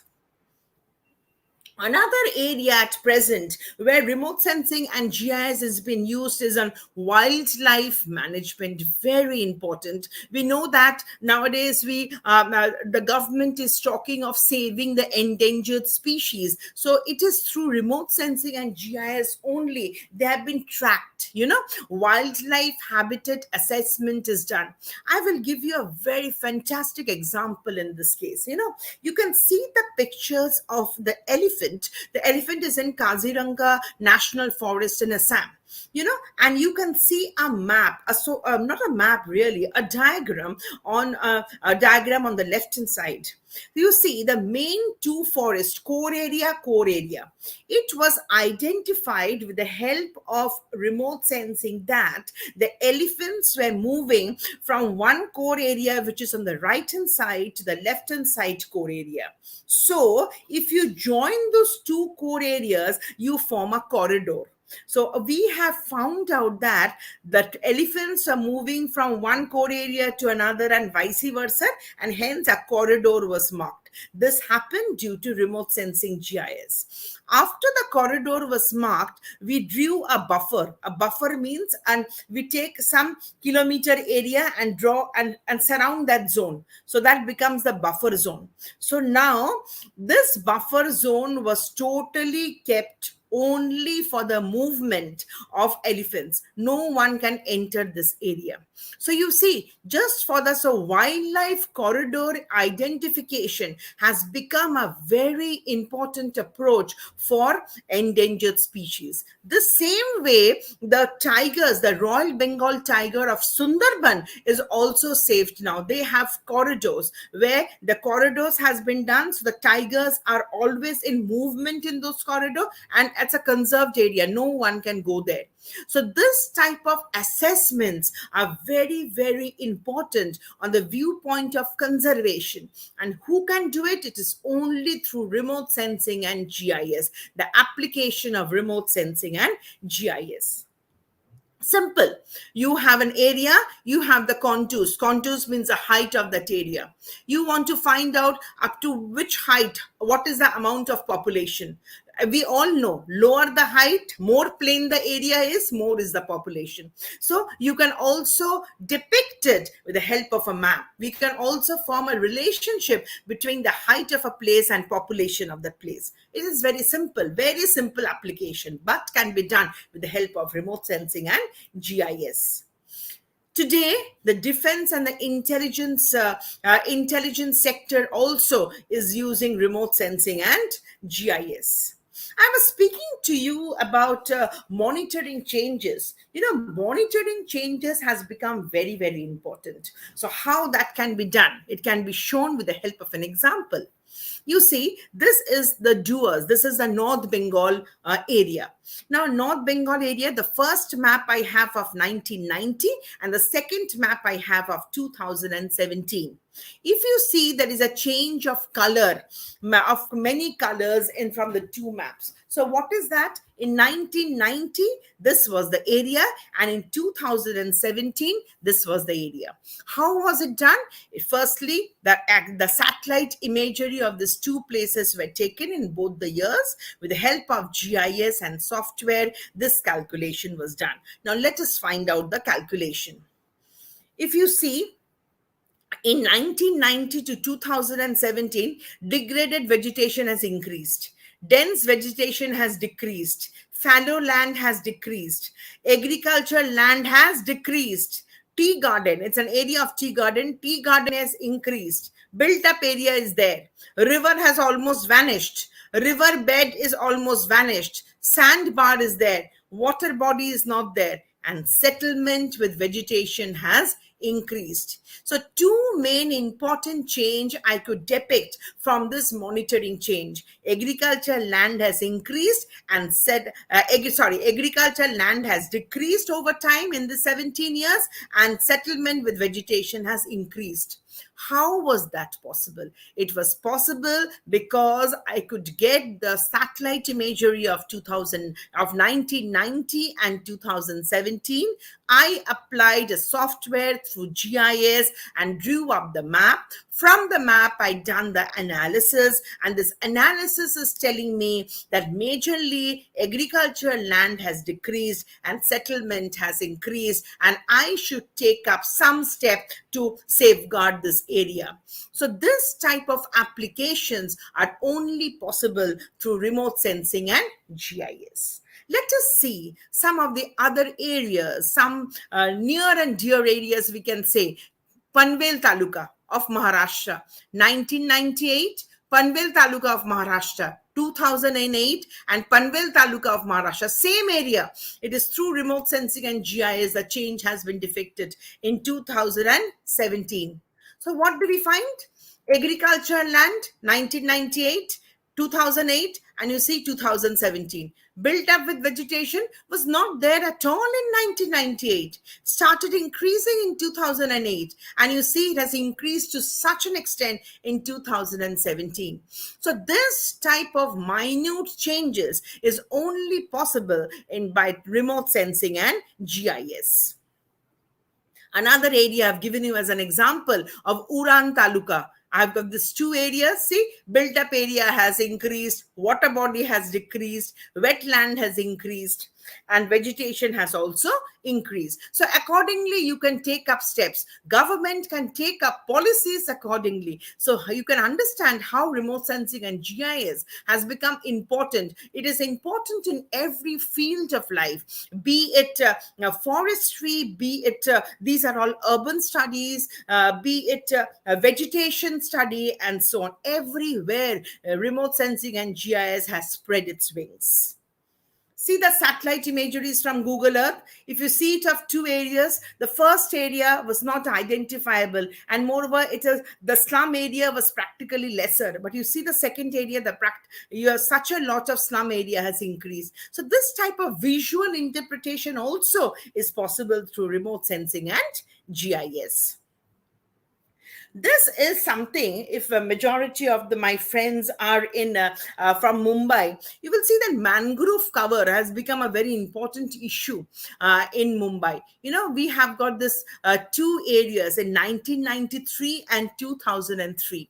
When we tried to show the mangrove areas, just see the changes. See the changes. If you see the first arrow, it was a mudland area in 1993, which has been converted into a mangrove. That means what? Mangrove trees, afforestation programs are going on here. Second area also, it was practically a mudland, which has a mangrove area now. Part 3, you see, it was a mangrove. But again, the arrow 3, it has been converted into a mangrove. So this type of changes, this is a vegetation change. So you call it a vegetation change or an urban type of change. This changes can only be depicted with remote sensing and GIS. Why changes? Even land transformation is possible. What do you mean by land transformation? I know this map is very, very minute, so you will not be able to analyze the map. But I just gave it so that visually you can see the map. Take, for example, I have said the land is changed. Agriculture has decreased and settlement has increased. But that is not enough. I have to find out which land has decreased. Agriculture land. That agriculture land has changed to what? Whether it has become a flat land, whether it has become a barren land, whether it has become a urban land. Change from to. That is very important. So this from where to where can only be identified by the software in GIS. Not only that, so I can monitor change. I can find out the land is changing from to. I can even predict. If you see the year in the title of the map, it is 2030. And today we are in 2021. So with the help of GIS, I can also predict the map of the more or less the land area in 2030, how it will be. So in 2030, I have predicted that built-up area will increase to a great extent, and it might give rise to many problems. And hence, from now only, steps should be taken. So what is the main concept? With the help of remote sensing GIS, monitor the change. Second, see the transformation. Third, predict future and accordingly take up policy. So remote sensing and GIS, this type of analysis has become so very important for the government as well, because according to the analysis of this type of areas, then only it becomes easier for the government to take decisions, and hence the importance. This is just an analysis. We have another type of application of GIS and of remote sensing and GIS, which although it is very scientific, but I thought to bring it in front of you. It's called digital elevation model. What is the digital elevation model? With the help of remote sensing and GIS of of any area, we can find out the elevation of that area, and we can also find out latitude and longitude of that area. Every point of that area. If you see the map very well, you can see that this map does not have any vegetation. This map does not have any man-made features, because everything has been removed. Everything has been removed through GIS. We have kept only the barren land. The barren land is kept. Every point ka elevation we have kept. For every point, latitude and longitude has been kept. Why? This type of map, when we make, it becomes easier for hydrological studies. What is a flow of water? It becomes easier for geological studies. It becomes easier for land use planning. It becomes easier for terrain study, which area is flat, which area is hilly, which area transportation lines can be drawn, in which areas transportation lines cannot be drawn. Okay, if there is a river, we can easily identify the flow direction of that river. Okay, so this type of analysis can easily be made with the help of remote sensing and GIS. Another very important concept where remote sensing and GIS is used in, especially in India, is river shifting. Rivers are shifting. And since rivers are shifting, it is causing various problems. Shortage of water is there. It causes floods and so on. So let us find out how remote sensing, and it is through remote sensing and GIS only where we can find out the river shifting. So what is done, of that same North Bengal area, I have taken two maps, 1990 and 2017. After digitization, I have placed one map on the other. I have overlaid the two layers, 1990 and 2017. And hence, I could find out the shift of the river. You see, at 6 places, I could identify the shift of the rivers. Only through GIS and remote sensing identifying is not enough. You should go to that area and do some ground truthing also to find out whether in some places field data is matching with your data or not. Now over here, I could find out that in these areas floods are happening, and the main cause of floods was this river shifting, because due to river shifting there was obstruction of the flow of the natural flow of the river, and that is why floods were happening. So you see, these type of work is very, very technical, but very, very important as well. As layman also, every one of us should come to know that what can be the application. So deep remote sensing and GIS can go, and it is really going, and we are identifying the causes, and hence we can take up the steps. Not only that, nowadays remote sensing and GIS is used in several fields, like for pollution study also remote sensing and GIS is used. Take for example this the first map where PM10 has been found out of Kolkata Municipal Corporation. Second map, Kolkata Municipal Corporation again. That's the types of pollution which has been done. Now, friends, I'm only showing you the maps which has been prepared by me, which I have done the study, and so that I can tell you really the application is possible. Not only that, we have another method. I was just talking to you when we were talking about vegetation. Another method in GIS and remote sensing, which is called NDVI, Normalized Differential Vegetation Index.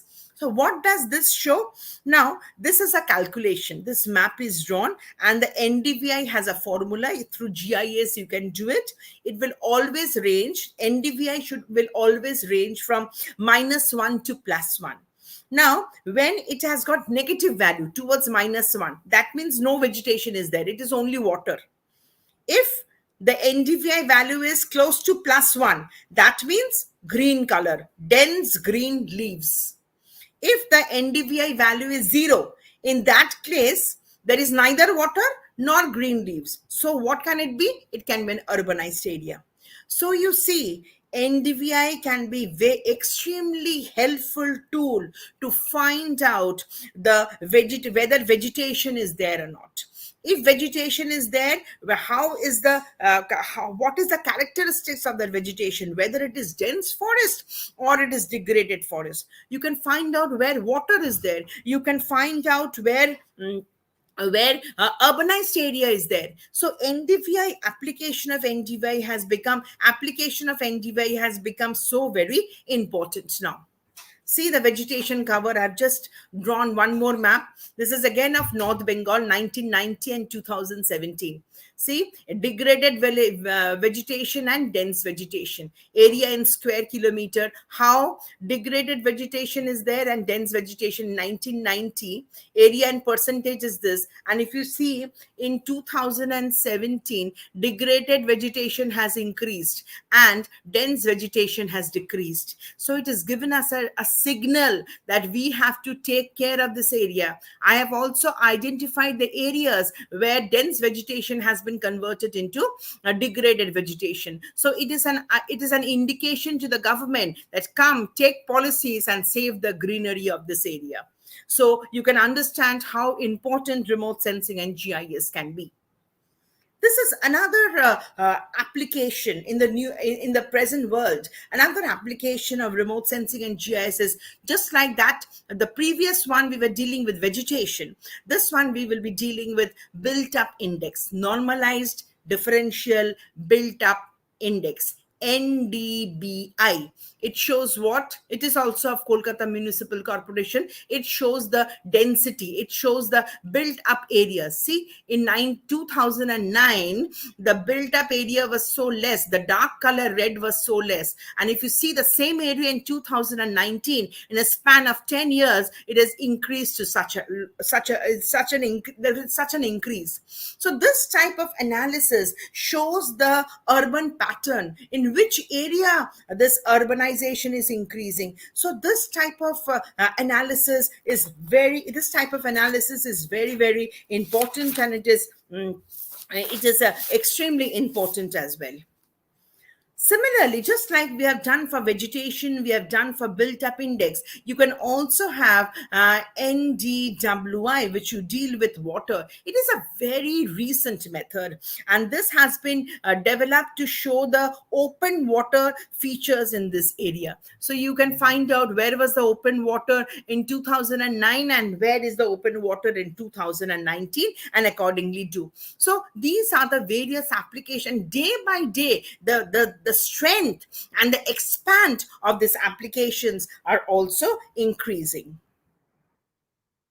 Another new method, which in the modern world it is used, although it is very high level technology, it is called land surface temperature. What do you mean by land surface temperature? Now, land surface temperature cannot be compared with the air temperature. Land surface temperature is called the skin temperature of the land. So what do you mean by skin temperature of the land? When you touch, whether you feel the heat or not, that is called the skin temperature of the land. Because when you find that when there is a satellite is taking a picture of the surface, the satellite does not know whether it is taking the picture of a snow, whether it's taking the picture of a grass, or it taking the picture of a desert, or it is taking the picture of the roof of the building. The satellite does not know.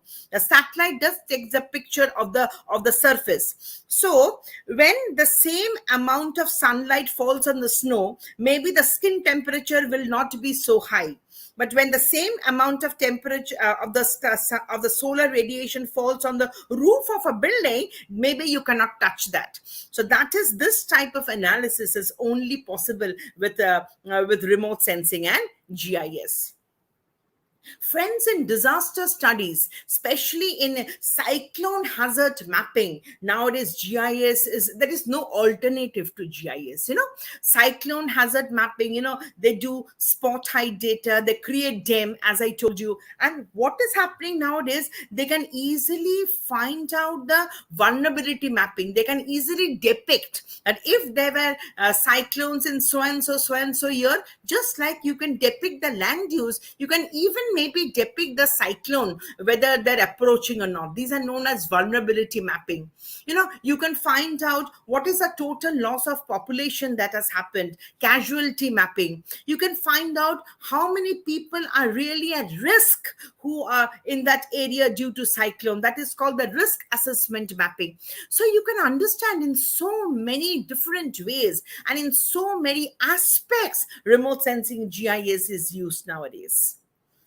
Another field where remote sensing and GIS has really needs a commendable work is on hazard mapping to find out the hazardous zone. In the beginning of my presentation, I have told you about this layering system, that we have got different layers.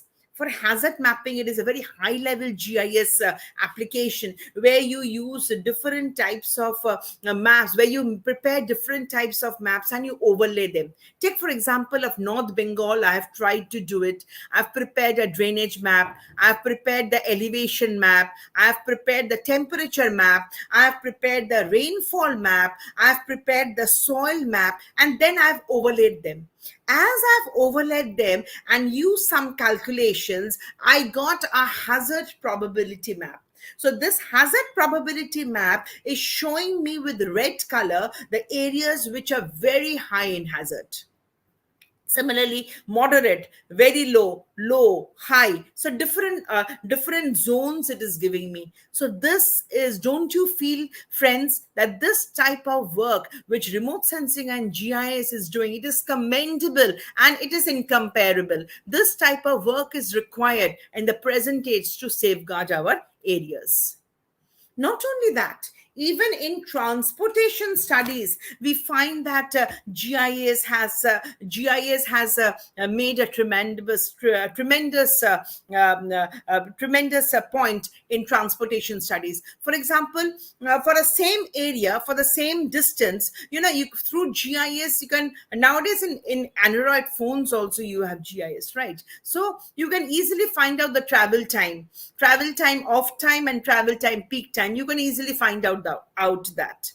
Another another thing which you can find out through GIS is that you can have the shortest path analysis also. You can find out the existing nodes, you can identify the gap, and you can find out the shortest path between two areas. These are the new areas where GIS is making its progress. This is the buffer tool. Now, this type of buffer analysis can also be done. Take, for example, an insurance company is there. So they want to find out that how many customers are there within 1 kilometer, how many customers are there between 5 kilometers, 10 kilometers, 15 kilometers. So you see, buffers are drawn, and accordingly the insurance company counts that how many insurance companies are there. See, within 1 kilometer of the main, only one insurance company is there.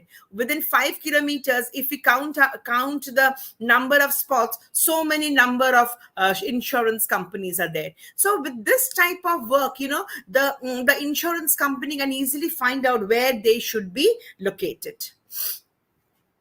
If you want to find out the distribution of ATM machines, you can easily find out. Like doing buffer, you can easily find out. Suppose you want to find out where your urban sprawl is happening, where. So in an area, you can find out the green space, you can find out the slum area, you can find out the developing areas, and accordingly, you can do a suitability study of an area. At present, we are having smart cities. So smart city is absolutely based on GIS. It's through GIS only everything is connected. Through GIS only that can be possible. Even the insurance premium in certain countries, especially in Western countries, insurance premium calculation is done through GIS and remote sensing. Why? Because, they try to find out the risk area. And if they fall in high risk zone, the insurance of that particular thing is very high. Medium, then low, then. So the insurance premium rate calculation is also done through GIS.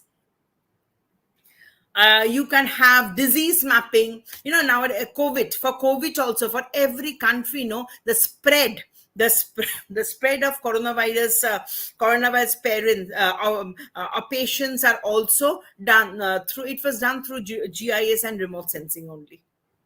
So we find remote sensing and GIS has made its way in agriculture, in natural resource management, planning and economic development also. It has made its way in geography matters like climate change, urban growth, sustainability, agriculture, water quality. Everywhere it has made its presence. Vehicle routing, to find out the area, the spots of accidents, how vehicle routing should take place. Everything is done through GIS. Land use planning and management. Ahmedabad has done an extremely fantastic work on how to plan and manage that city of Ahmedabad with the help of remote sensing and GIS. Environmental applications, as I said, that land, I was speaking on environment only when I was discussing about the land cover, the projection of the area, the disaster. So in environmental application also, your GIS has made a tremendous impact. So now I feel with remote sensing and GIS, we can say, the Nokia's tagline, the world in our pocket. Really, the world has come in our pocket. Remote sensing and GIS can find out information on the surface, in the atmosphere, underground, over the world, and as well as at your backyard. So every one of us, every information can be in through remote sensing and GIS. I'm grateful to you to be presenting today. Thank you.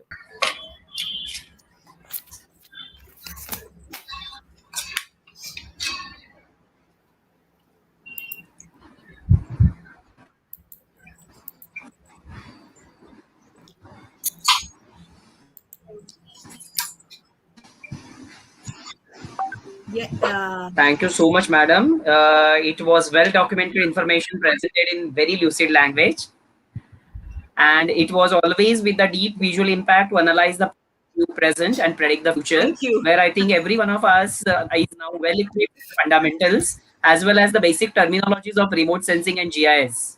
I think with Moshmi madam's talk, we can gaze that this is the field which is an emerging area along with the plenty of career choices and the job opportunities. It was indeed a great pleasure to see your greatness and talk as usual. We are highly appreciate your gracious presence this afternoon with us for this conference. No better person could have been there to talk about this particular topic. Definitely. Thank you. Thank you madam. so much, ma'am. Thank you. And dear viewers, we are now in the concluding session of the keynote address as well as the invited talk. Before we are going to depart for the track-wise presentation for the technical session of the research papers, may I kindly request Mr. Sushil Shinde, the coordinator of this particular conference, to propose a formal vote of thanks. Over to you, Sushil, sir. Thank you, Vinith. A very good afternoon, everyone.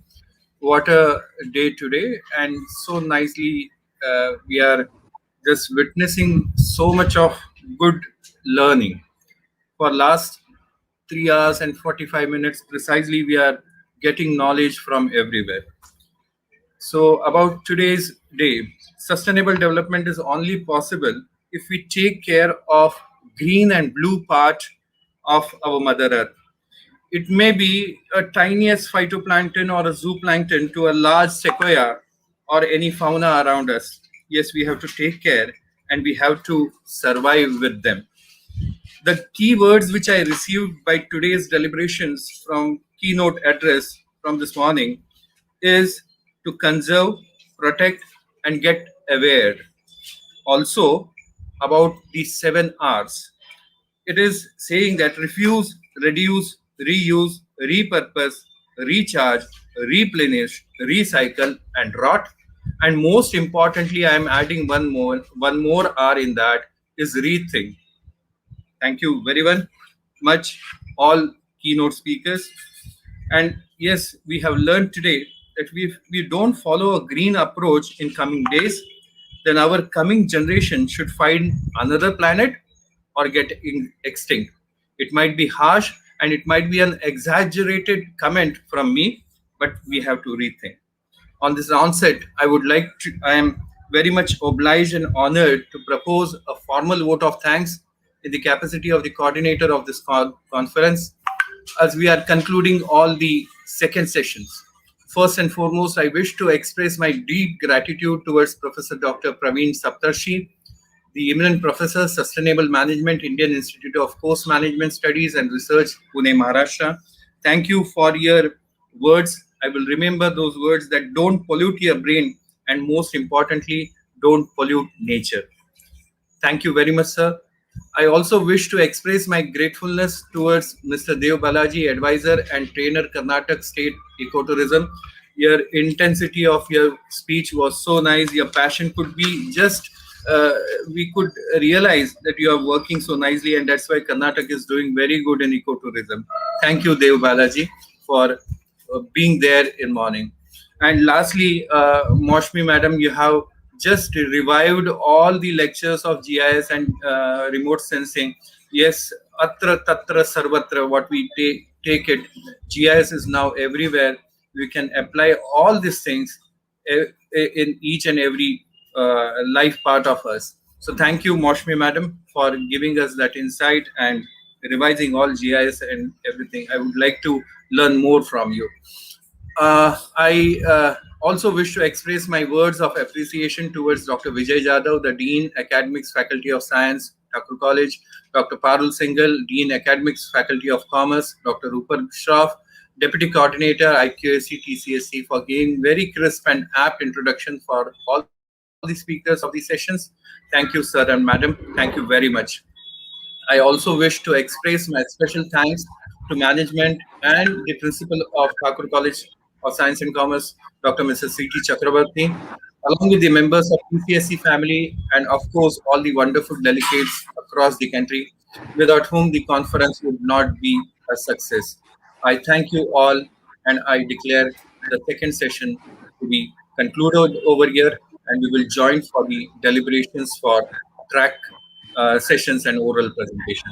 Thank you. Over to you, Vinit. Thank you so much, sir, for your words, kind words. And all the researchers who are going to present their research papers are requested to log in to the respective Google Meet for the respective tracks, and where the further proceedings are going to be handled by the track in charges. So all the best to all the presenters, and have a nice day to all of you. Again, on my personal behalf and also on behalf of TCSC, a very big thank you to every one of you who made a success. Thank you so much.